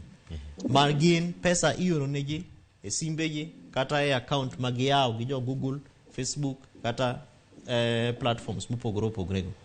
Jogo sirikal nyaka miwa mpango malong'o. Nito ere kaka udwa keto tax kata bed mana mar 5% ni e ng'ato mayudo siling 2,000 tidwa pime gi ng'at ma samoro yudo kata million madhi adek kata 300,000. Koro nyaka bed ni nitiere aggregated performance ma ok apar ni sirikal osetim. En ong'eya ni digital economy has grown, it has expanded. Nikech bende ging'iyo ni ji adi manyiewo simo, smartphones, to simbe gi kose nyiewo gi titimo gi nang'o. Kech nitiere form bende ma samoro wajaso, kidhi kata nyiewo simu ka Safaricom kacha, tikete line kacha, imiyo gi namba ni, ID namba mari, gin gi data, kendo sirikal ong'eyo ni digital economy chalo kamae. Emomiyo kata sirikal aonge gi problem, kech ing'e ni proposal mane giketo to mar 15%. Tinno ka koro jogo gigo koko kabisa mokele 5%, kato bedo ni digital content creators wacho ni domiga mia zero rated tax. But king'iyo kata 5% ma sirikal oyieno. Penjo moripo bed ni wapenjo ni capacity ma gidhi contribute to revenue and how much. Sirikal oripo bed ni ong'eyo mano. Then katike wachno en ni capacity lony maromo nadi ma koro sirikal bro miyogi. Nikech gin tax payers. Kaka koro sani wapenjo ni kata ka wachulo tax to ndara bere sirikal omiyo wapi, be sirikal wakisha ni hospital tiyo maber. Content creators bende nyaka bed ni sirikal osepango gi. Emomiyo hapa ni nentiere gi kama timoro mane waziri Ababu na Mwamba kata kagitiyo kanachiel gi waziri Eliud Owalo. Ne gitemo keto gimoro kanyo manyalo kelo jogi kanyakla. To dware ni mondo wapenj ni kata kwa kelo gi kanyakla, to ere capacity enhancement kata development moro, ere ber magiyudo kuom sirikal e tax kata e osuru magichulono. Kwa mi aparo ni mago are some of the gaps ma sirikal dware ni mondo ohakikisha ni gitighten. Devolution en wach maber ahinya, keche Steven osewache. Taparo ni sirikal mar Kenya Kwanza ok en gi a good positive commitment e weche mag devolution. Kato bedo ni shareable revenue magisemiyo wa e budget mae en billion 380 ga before. But king'iyo pesa ma pod dong e sirikal mamalo e tije mag devolution kata mag counties tiyo, en pesa ma samoro oingo kata ma sirikal dong godo ni. Number 3 Cleophas en ni weche mag corruption. Kato bedo ni waseneno proposals ma serikal mar Kenya Kwanza oseketo a fight against corruption, 3.9 billion gimiyo EACC, Ethics and Corruption Commission, 3.6 billion Director of Public Prosecutions, 8 billion DCI, 8 billion Office of the Auditor General. But kata pes ni gikiriwo ok chop e pesa manonyiswa ni Kenya wito e odiochieng' achiel. President wa machon Uhuru Kenyatta nonyiswa ni every day pile wawito 2 billion shillings. Kikao pesa no e higa achiel, odhi mana maromo over 730 billion. To budget deficit manende olandnwa gi jatelo mar Treasury CS mar Treasury, to en ni wan gi deficit mar 718 billion. Manyiso Cleoni kawanyalo umo kuonde ma sirikal wite pesa kata mana e higa achiel, nyiso ni we can be able to recover pesa ma sani miyo tax ni malo nikech yore mag pilfrages gi gaps mag corruption ma wayudo. Erokamano nyaka Kevin Osido. Pod odhi nyime kod chenro nyako Ramogi Jwang ka wakoni matucho ka wake kor gwenge mopogore opogore ne wasingo mar bedo wang'i koda iti koro sani wadwa bedo wang'i kendo wabag twak e kaunti ma Mombasa. Nyako Ramogi Jwang sani ka wantiere kanyo kod mano George Aoko. George Aoko kaeto bang'e ang' oduoge ote bende oikore, ote ntiere yo makare, ang' oduoge ote mag SMS kachiel koda ka Facebook ma iseoro ang' wasomgi. Sani kaka sekona dhir George Aoko. George Aoko oyawre, ichiewo yo machalo nade odiochieng' ma kauno wanono paro mar chik mar omenda ni koro chopo kacha e somo mare mar adek e od bura odiochieng' ma kawuono. Jopiny nigi geno mane kaka jo od bura dhi bedo kacha ka goyo ombulu e paro ka paro mantiere paro mar chik ni ka koro entiere od bura kendo odiochieng' ni ma kawuono. Bagno Network ikono pach jodak e kaunti ma Mombasa odiochieng' ma kawuono. George. Erokamano ahinya Cleophas Luoch, mana kaka iwache no jodak e kaunti ma Mombasa kae bende gikoni gin be gidwane gigo e dhoge matin e wi wach paro mar chik mar omenda ma koro sani osechopo e somo mare mar adek e od bura. Wang'eyo ni kawuono ombulu idhigo. Adwa mana winjo ni to giwacho ni geno mane ma gintiere godo e wi wach paro mar chik ma kama. Odhi kadho kipachgi koso odhi gore piny, to kokadho midhiero mane kata ber mane monyalo kelo. Chikoza machiegni kacha knachaka gi nyingi to nyisa ni wach mar finance bill kata paro mar chik mar ombulu ni in mane main. Ginyinga giluonga ni Joseph Oyer, aja Migori, aja dak ma Mombasa. Kawuono en odiochieng' ma mogik mitimogo voting ma finance bill. To adier makende kaka wan jo Azimio, aparo ni waonge masol mar yombo jogo dhi kade. To finance bill en gi impact. An kaka japiny gino dhi hinyowa.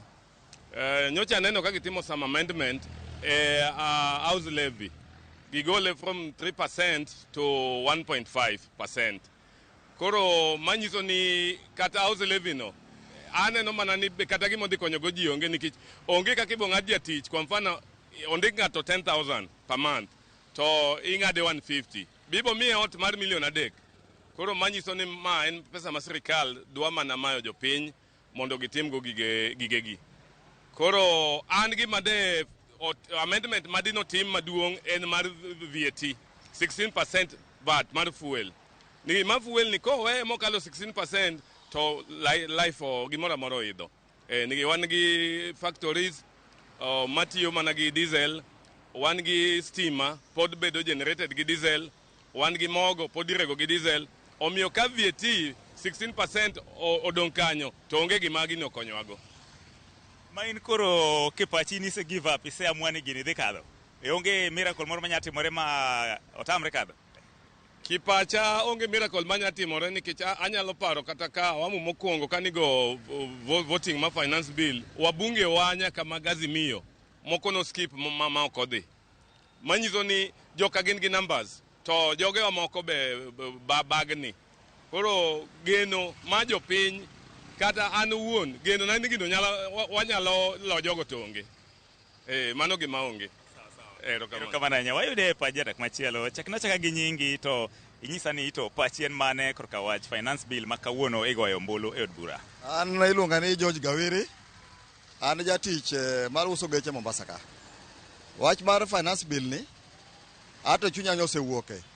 Mokwongo kana nono jo od bura kobedo e bura mokwongo ka gi pas wach ni endi naneno ka nitiere ywaruok. To gima nachako nono mokwongo maninyisa ni gino ok nyal dhi kalo.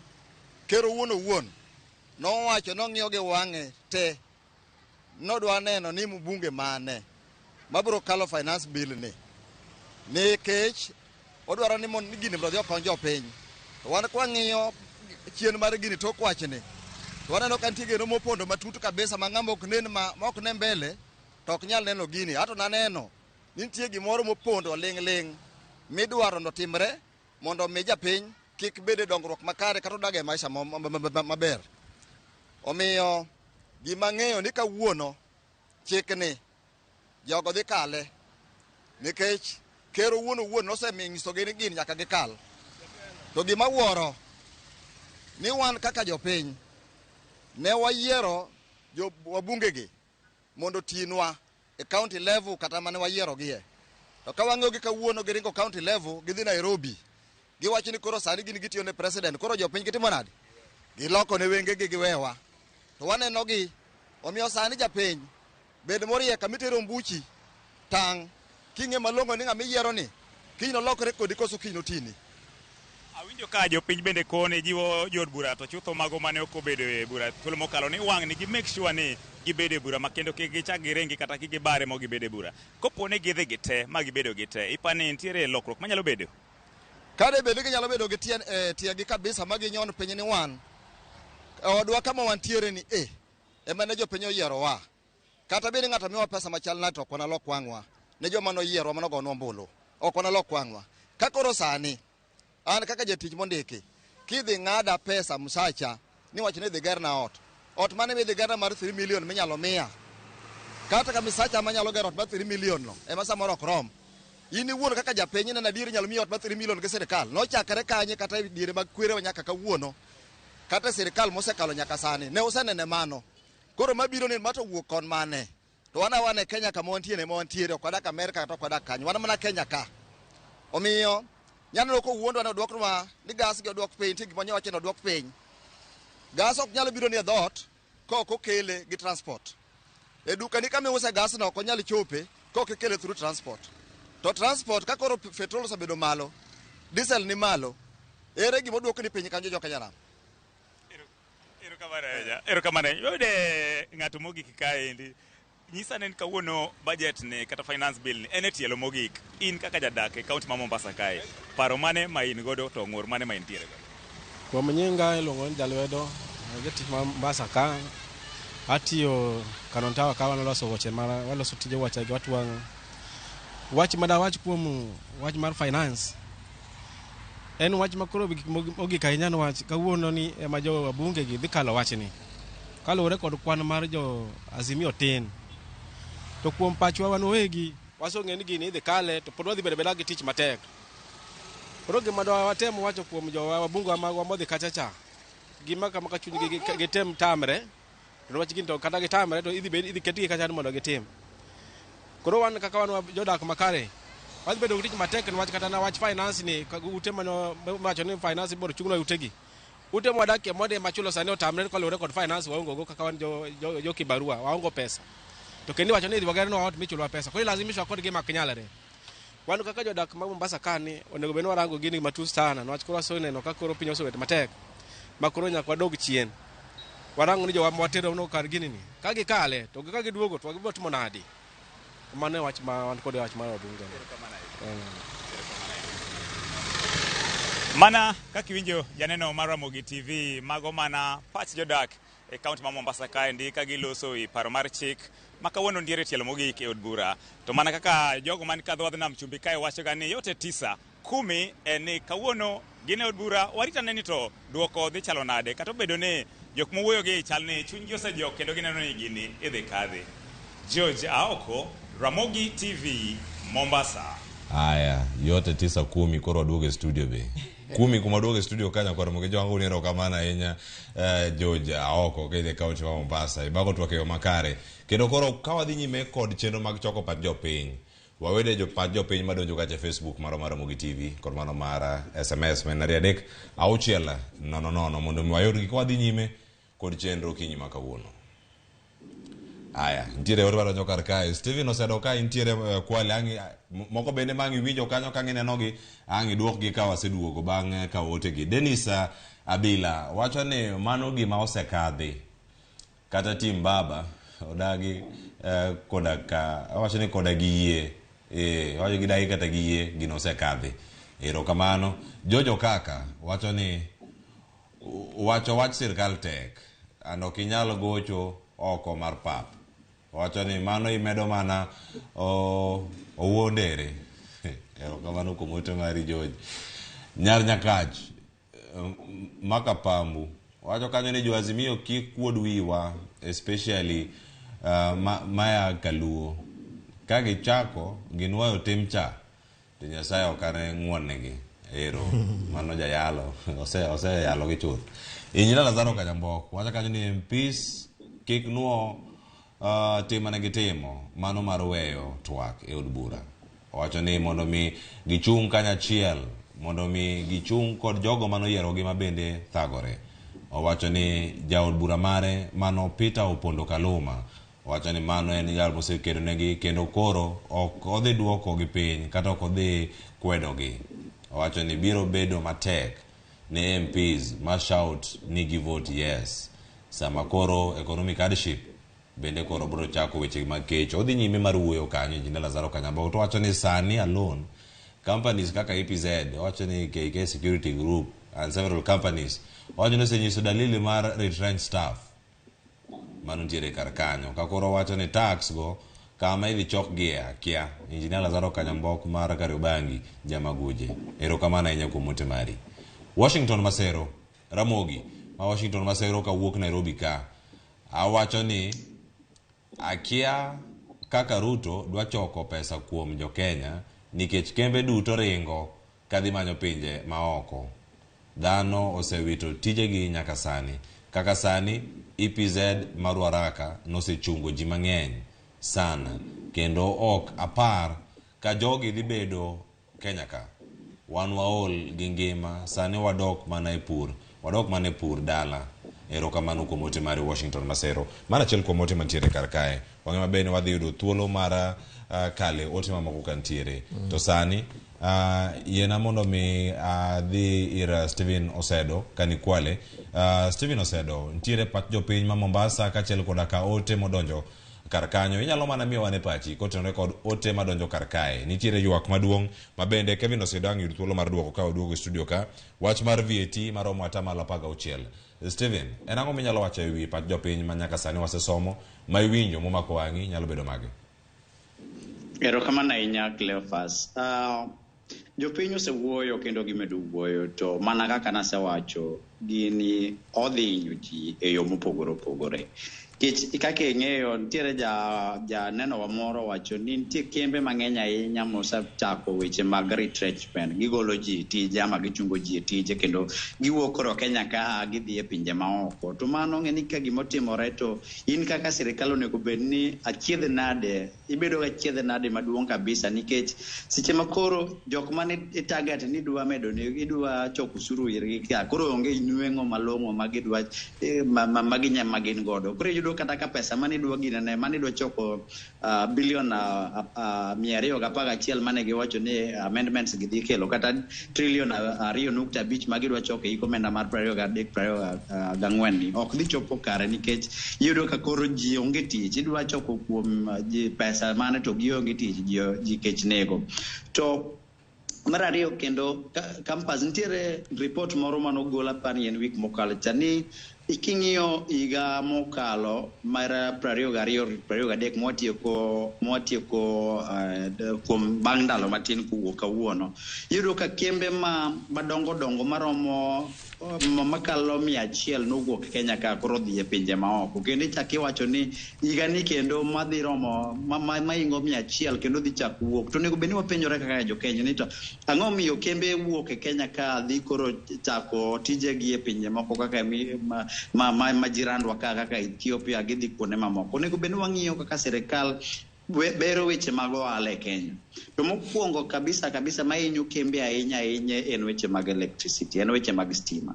Yudo ka stima sama ni malo to stima ne gima gitiyogo ahinya weche mag timo tijegi. To koro yudo ka cost mar stima no ni malo to yudo ka nwengo gibedo matin kabisa. Koro giwuok to gidhi kuma stima ni piny. To mar ariyo iyudo ka koro giketo ne kaka wach mar housing levy ni. In kambi matin ma struggle ahinya mondo mi ilos tijegi e yore makare. Koro sirikal wacho ni igolo ne ng'at mindiko golo 1.5. To in keno mindike cha bicha gigolo 1.5. To 1.5 ni ok ging'iyo ni to be kembe gi loso pesa malong'o nikech Cleophas ok osebedo mabor ahinya nyaka wuok e weche mag Covid. To kendo sani endi globally yudo ka there is an economic crisis. Koro yudo ka crisis gi taxi and all these businesses kani kata kiwuotho e yore streets mag Nairobi, Kisumu kata mana Mombasa ka ipenjo jo ohala ni to ohala chalo nade, ibro winjo ka giwacho ni ohala tek mana ka kisewinjo kata jok mane joja oko okawo paro kuom gi kuwuok Mombasa, gibro ng'isi ni ohala ni piny kabisa. Koro yudo ka kembe bro wacho ni mondo mi abede gi ji 50 tachulo ne ng'ato ka ng'ato 1.5 adhi duoko gi to 20 mondo mi amba bed gi yot moro, nikech ok man kende gino michulo, pod ibro chulo corporate tax in kaka kambi main 30%, to be kendo nitie taxes mang'eny ma ibro chulo sasa ma itimo ohala e Kenya. Koro yudo ka tax no bro miyo koro ji koro wuok kaka gisechako wuok no, koro dhi bedo matek kabisa. Agoni erokamano ahinya Stephen Osedo. Wadhi nyime kod chenro kapod nitie kaka Kevin Osedo. Nitiere chenro mano mar atamalo 16 oganda ywak paro mantiere en kigoyo ombulu. Gini gisewacho ni gini dhi bedo kata ka ikadhe akadha. Jo telo mantiere od bura dichieng' ma kawuono okawe okang' mane miya pach kano kapok adhi akawo pach jomoko bende kaunti ma Kisumu. Shida manitiere en ni gima japiny nyalo timo sani to onge. But mar mondo gi nyal sirikal kata ma kanyalo luongo ni anyali kaka samoro ji wacho no, kech ng'eni kata ka nyalo kawo example mar fuel kata petrol and diesel and basically transportation sector kikete 16% manyiso ni Kenya ema dhi bedo ma beche ni malo kabisa e region marwa. Koro king'iyo ranyisi en ni mafuta dhi bedo lita achiel mar super dhi bedo siling 196 almost mana siling 200. Kikawo diesel idhi mede gi siling 12 manyiso no dhi bedo siling madhi na 180. Omiyo sirikal gimomiyo sirikal timo magi en ni mar mondo gi chok usuru mondo gitigo. To kiwinjo president marwa William Ruto chieng' Jumapil no wacho ni wang'e ni uywak ni wa overtaxu, to miyo kata ka wamedo 8% VAT no mobedo 16%, to manyiso ni unupenjwa ni to ndara ma wadhi gero iri mochako wacho bedi no segolo gimo kaka import declaration ma 3.5% levy, wacho no segolo railway development levy ma en about 2%, but magite kata kiketo gi kana chiel to ok chop 16% cha. Koro anyali ma wacho cha en ni sirikal project gi jogo manigi geche maringo endara, to nikech gitimo gi KRA gi imports council kata jogo mang'iyo ni gache adimo donjo gi adimo monyiew, ging'eyo namba mar jogo monyiew Mercedes, monyiew Probox, monyiew Toyota, jogo monyiew loche, gigo te sirikal nigo. To koro gitiyo gi namba no mar mondo gitim godo projection. Omiyo sirikal project ni dwe ka dwe ka budget no sekalo obro ga yudo billion apar 10.7 billion kaluwore gi tax increment. To kigoye e higa to sirikal project no dhi yudo billion 128. Koro anyali ma jo Kenya nyalo timo en ni mondo wakanuru mtokni wa. Ji kik nyiew mafuta, ji kik nyiew diesel. Mondo koro bang'e to wang'e ni to ere kaka wadhi wuotho. Kidwa wuok ka kidhi dala, idhi idho gari kosi dhi wuotho, kosi dwa idho railway, kosi dwa timo nang'o. Omenitiere gigo ma kata bedo ni ja Kenya sani chunye chandore. To sirikal to nikech en sirikal nitie kaka en osejipanga kendo en gi data ma asomo ni part of which masomo ni gi omiyo ong'eyo. Koro gima wanyalo timo kaka ja Kenya en ni mondo wang'iuru ni ka president owacho ni ndara idhi ger, to wang'iuru ni ndara no be osegere kose pok ogere. Nikech sirikal mar Kenya kwanza ni to nigi tim marach kabisa. Ni gin nyaka ndeche mano oseger 2002 pod gi launch nyaka kawuono iyawo gi manyien. Tae tindiko no ni pesa maromo kama watiyogo e gero kendo e yawo ndarano. To ndarano en gima no selos masa moro kata idwa timni upgrade to tipo bed ni nyiso wani wa upgrade to ok ni wagere.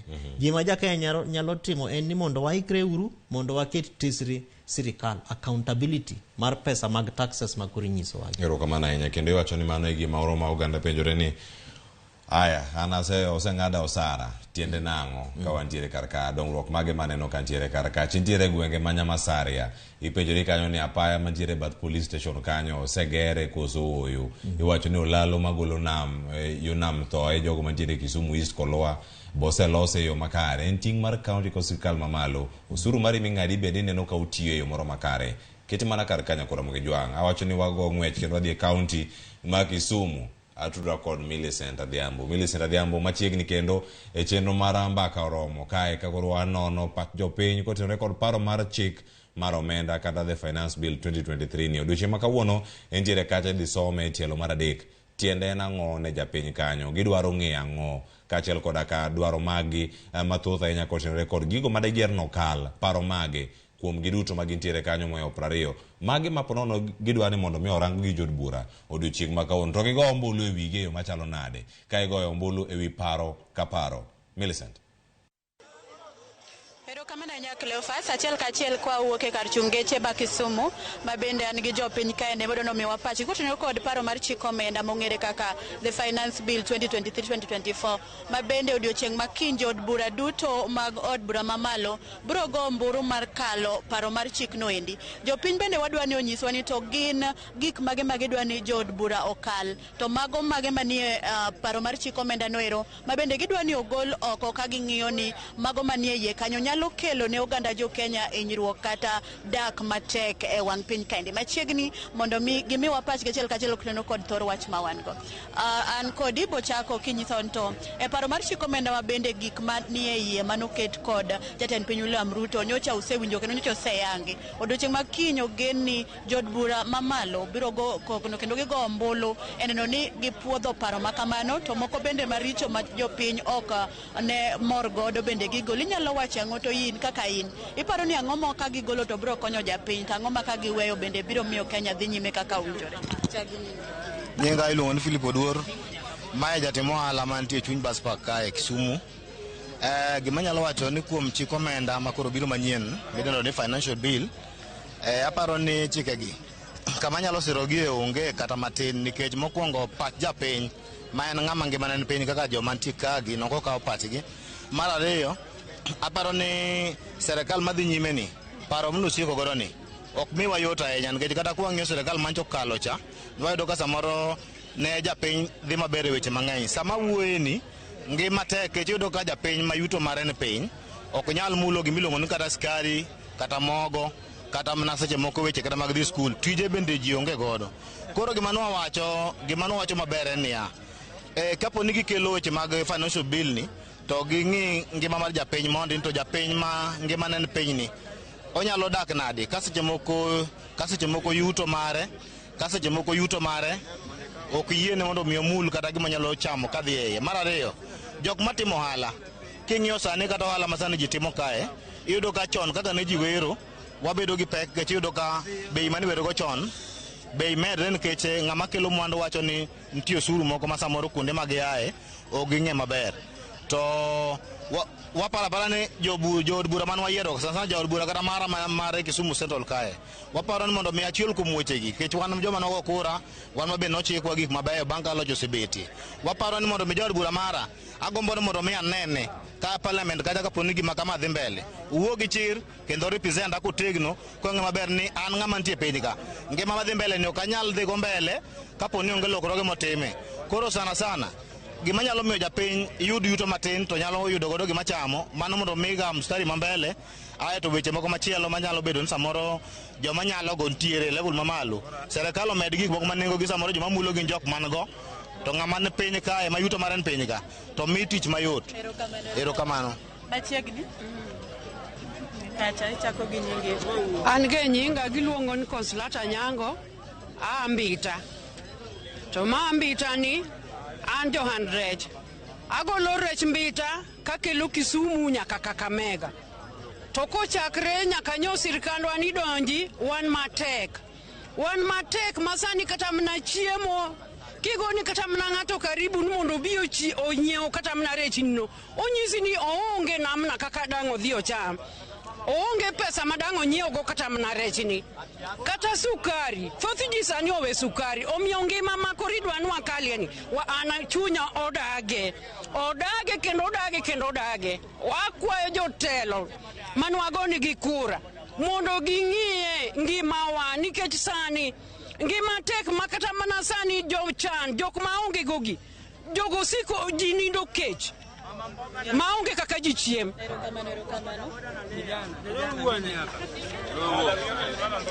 Erokamano An Kennedy Juma, an chairman mar transport Flexis.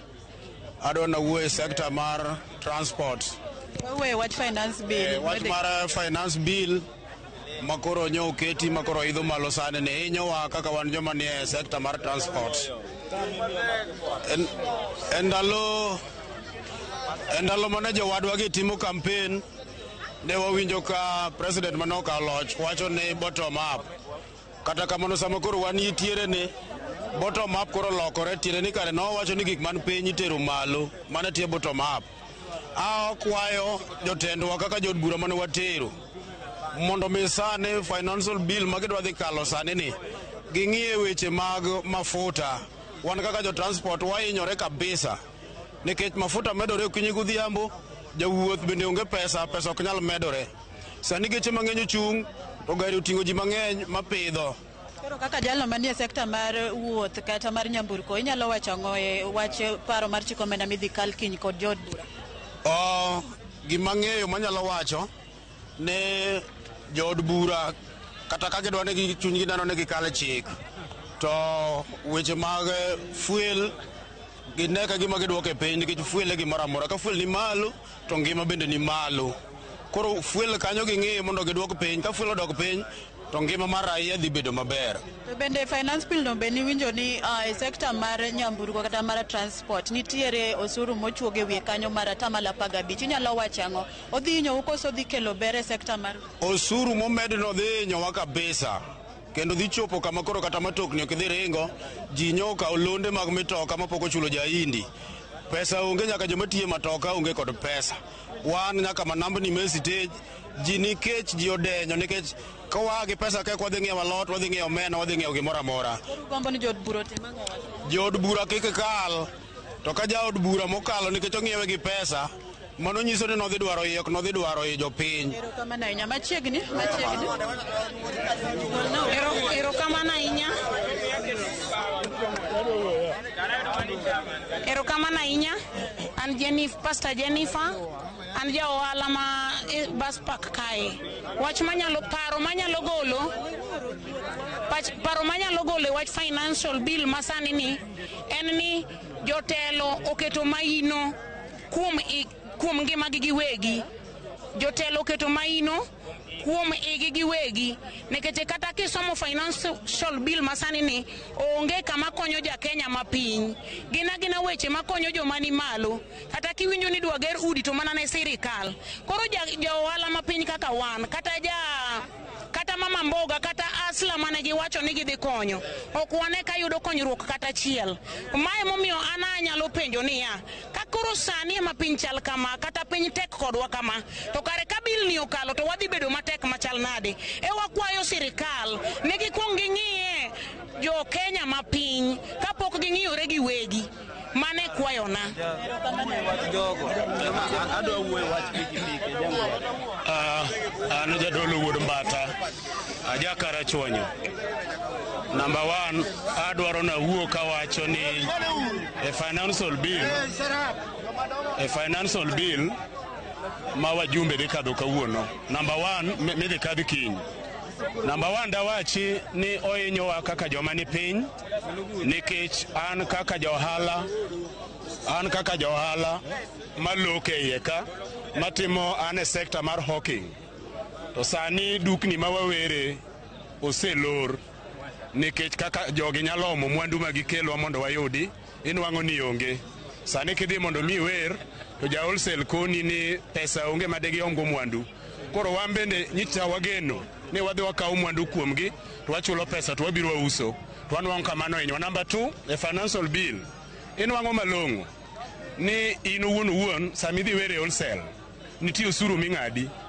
In bende kichako ibiro ka en ni iloso siling 600 odiochieng' to kendo 600 ni inwang'o ni sirikal ochako keto percent manyien ma be ichako ing'adi e osuru ma kawaida kendo ichako ing'adi e mwandu miauso. Koro inwang'o ni ka wang' chopo godhiambo to gimidoge ot onge. Number 3, dwa wach ne jotendwa ni ne wayierogi mondo mi ging'iyowa joma ni chien. To wanwang'o ni sani jogi ok nyal ng'iyowa. Jogi kodhi to wanwang'o ni nitie bahasa mimiyogi kendo basa ni oseket ne ng'ato ka ng'ato mondike nyinge, koro kochope parliament wiye wil. Koro agombo ni MP mara ma Kisumu Central Oron to gi MP mara ma Karachwanya dipo kuome udhu konywa jodalawa mondo mi ka un e parliament tu kednwa kaka jopiny mondo mi joma ngima gi ni piny kama owe hinyore mogik e osuru makoro jowa dwano dhi okadhini odhi hinyowa e wach achiel ni fuel no kosedhi malo to mwandu moro amora ma japiny tiyogo nyaka ohinyre. Dana man dala kucho mang'iewo mauta gimoro amora mitiyogo bed sukari obed mogo, jogi ngima gi hinyore malich mapok odwaronwa. Koro gidhi mondo gikonywa, ka ok kamano to wan be kaka jopiny koro wabiro wuok mondo wati gi tekowa. An iluonga ni Jared Juma. An e transport sector aja pikipiki. Mokwongo wan to wayuak ne financial bill midhi kal nikech mokwongo majority mag youths sano dong ni tich minyalo ndege maber en pikipiki gi mjengo gi tuk. Mane tich modong ni majority mag joma tindo man piny nyalo timo. Koro kosegik ni fuel nyalo bedo ni koro dwa hinyo japiny to fuel e gimoro amora. Wan wayuak ne wajumbe kata bed mana ni wajumbe wa onge majority e parliament kendo wang'e ni pesa ingo gimoro amora bro timo gimoro amora ma gidwaro e bunge. To wakwayo wajumbe magwa ma Kenya te ni mondo gichungi japiny gitetea nikech once ni fuel osemede to nyaka nyathi madhi skul pile mitiyo gi bas mar skul ka ome dhot to duoke dhot hinyore. Sasa ama fuel omede transporters mating'o nyithindo ka gole estate katero nyithindo e skul gokinyi machalo motorbikes hinyore. Koro wan wakwayo sirikal ni ngima japiny man piny mogik ni odipende nyalo ma piny mogik man piny ka. Nyiso ni en sector mar transport mar geche wa mwaringo gi town service, en pikipiki mikogo nyithindo e skul gokinyi, en machine marego mogo, en gimoro amora e Kenya. Koro mokwongo once ni fuel omedi to en hinyruok na nyaka nyathi ma ja day zero monyuol Russia kawuono ne. Koro kwayo mari ne wajumbe makiny. Koro kwayo mara ne wajumbe ni kik ging'im igi giketi gi chien to gikaw rieko gitigo giket rieko mbele to mondo gikony japiny nikech kuma Kenya ogike wan e lwetgi. Giero hinyo japiny wan e lwetgi, giero konyowa gikonywa nikech uamuzi mar mjumbe ka mjumbe to mare en siche en ge chunye. An mane madang' akwa kaka japiny man piny manoro mjumbe ne notelne. Kamano. Mana kamano nyaka Ramogi Juang.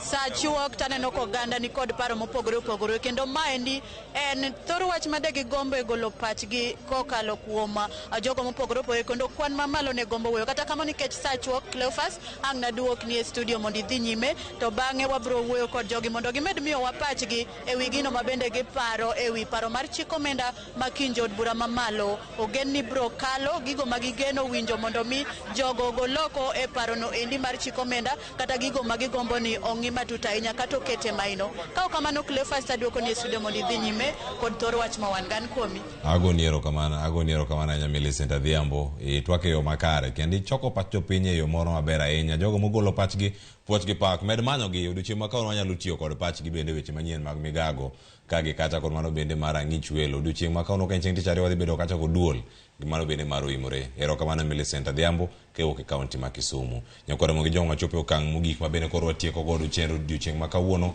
ka wantiere kar kae yiena mondo adhi e kaunti ma Mombasa. Kaunti ma Mombasa kaunti ma Kwale mano kadhi kata Steven Osedo mondo mi apache mogik odiochieng' ma kawuono. Geno mage dhi bedo ang'o kotenore kod twak mabende wasebedo godo odiochieng' ni ma kawuono. Steven machiegni. Erokamano ahinya Cleophas, kaka jopiny osewuoyo I think sani endi koro chopo okang' ma nyaka wang'i ang'iya kaka jotend jood bura mane wayiero dhi goyo kure paro mar chik mar omenda mar iko omenda mar 23. To kagolo paro mogik, I think anadoma kwayo jo Kenya ni sani koro sechopo sama koro nyaka waket sirikal mantiere telo tisre. To nikech ka wanindo to gik mang'eny ahinya iwacho ni gik moko ok dhi marach, gik moko chakore marach. To nikech gik moko mang'eny ma waneno kosechakore marach to wane mwanyalo keto gi mondo gidhi maber. Koro jo Kenya nyaka beda motegno weche mag accountability kaka ne Kevin osawacho weche mag paro ne government kich ma waparo ne gi apara waparo ni ging'eyo to siwacho ne wacho ni par ne gi uru kata ging'eyo waparo ne gi ni mondo ntiere gimomiyo nwatero gi kacha waman wamiyo gi nwayiero gi mondo gidhi represent wa koro kawuono ka gidhi go bura gidhi go kura wang'e kaka gidhi goche od bura to kadipo ni otamore kik waluso pod wantiere gi geno ni otamore to jo Kenya bro exercise their power directly no wanyalo dhi do kucho mwakwado ni mondo mi ochung wach mar implementation mar this finance bill to ngima to dhi do to kata ko idho kamano to jo Kenya watiura tie matek to semo tie matek to be kik wangwa wawegol wangwa e weche matimore e weche mag loso chike e piny Kenya ka nikech kamano e ka waketo go dongruok marwa bebedo amadhi e yo makare. Agoniero kamana nyaka mano Steven Osedo ka ono bedo chieng' moro ma teka wilo mana igi ai Osedo ero kamana Steven Osedo kuom bedo achiel kuom jotwak odiochieng' ma kawuono atiyo kodi Kevin Osedo chenro gi duto gimosewinjo paro mag jopiny winjo ma uso reche kaunti mag Kisumu wuok Mbita en bende paro mano chiwo ne wago mondo winj pache kata kamano inyalo miyo fungruok ma bende nyalo bedo kanyo ne johala matimo ohala pacho ka kuom gigo mabecho bende mantiere kar kanyo mane boda ikachiel kende kaito watiek twak. Aparo ni mano en wach maduong' kendo matut ahinya kendo aparo ni en gima nyalo wache ni is among the gik moko ma tin mabeyo e budget ma sirikal mar Kenya Kwanza ni okelonwa.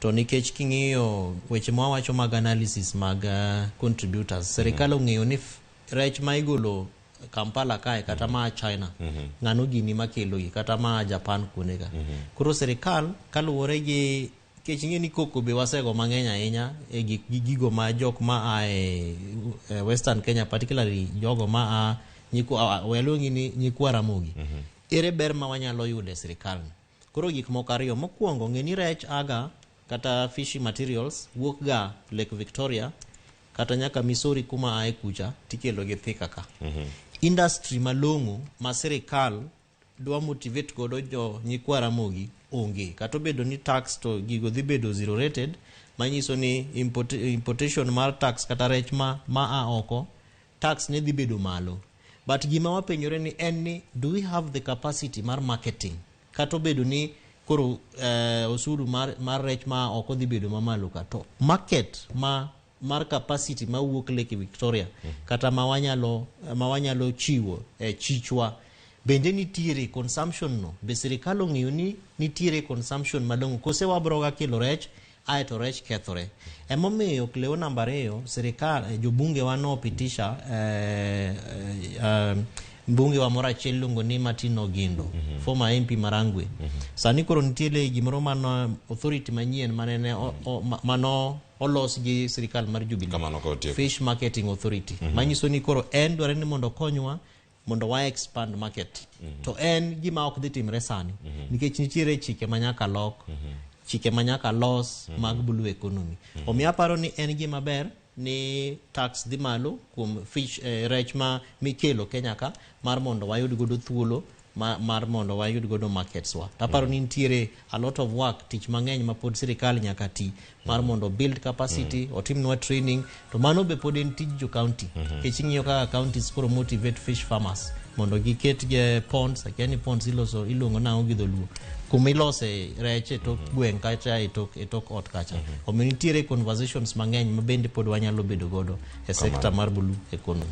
Ero kamano ahinya Kevin Osedo ang'eni thuolo bende omawa wang'wa to agoniro kamano kuom thuolo ma to kod Ramogi TV kiny makono paro michiwo maleo oganda owinjo kendo wabedo gi puonje yo moro makare nyakwa Ramogi Jwang' mane makelo wa giko Steven Osedo ka ni Kwale ero kamano ahinya kuom thuolo mar bedo kodwa e achiel e twak odiochieng' ma kawuono nyakwa Ramogi Jwang' mane makelo wa giko ote ma wuoro odiochieng' ma kawuono ma wasomo kwa somo kiny ne wabedo kodu odiochieng' machielo ka watwak e chenro mar piny kod mano mar mbako romo ndo nyawadwa Sharon Ong'ao jogo duto mano kelo chenro obiro nikech achiel kachiel kadipo ni okiyudo chenro mar nene sani donje mbui mago mag YouTube gi Facebook edhi do mong'iny matindo tindo nitie jogo mane digital kacha beti kachiel kod Susan timo tich makare obado gi joge duto poch gi pak utimo tich makare ka ukona kanisa orumo kaka sani bende koro sekona oriti masani nyinga Cleophas Oluoch jakisumo kanyakwar ma okeo nyaka sango alore gi kanyo.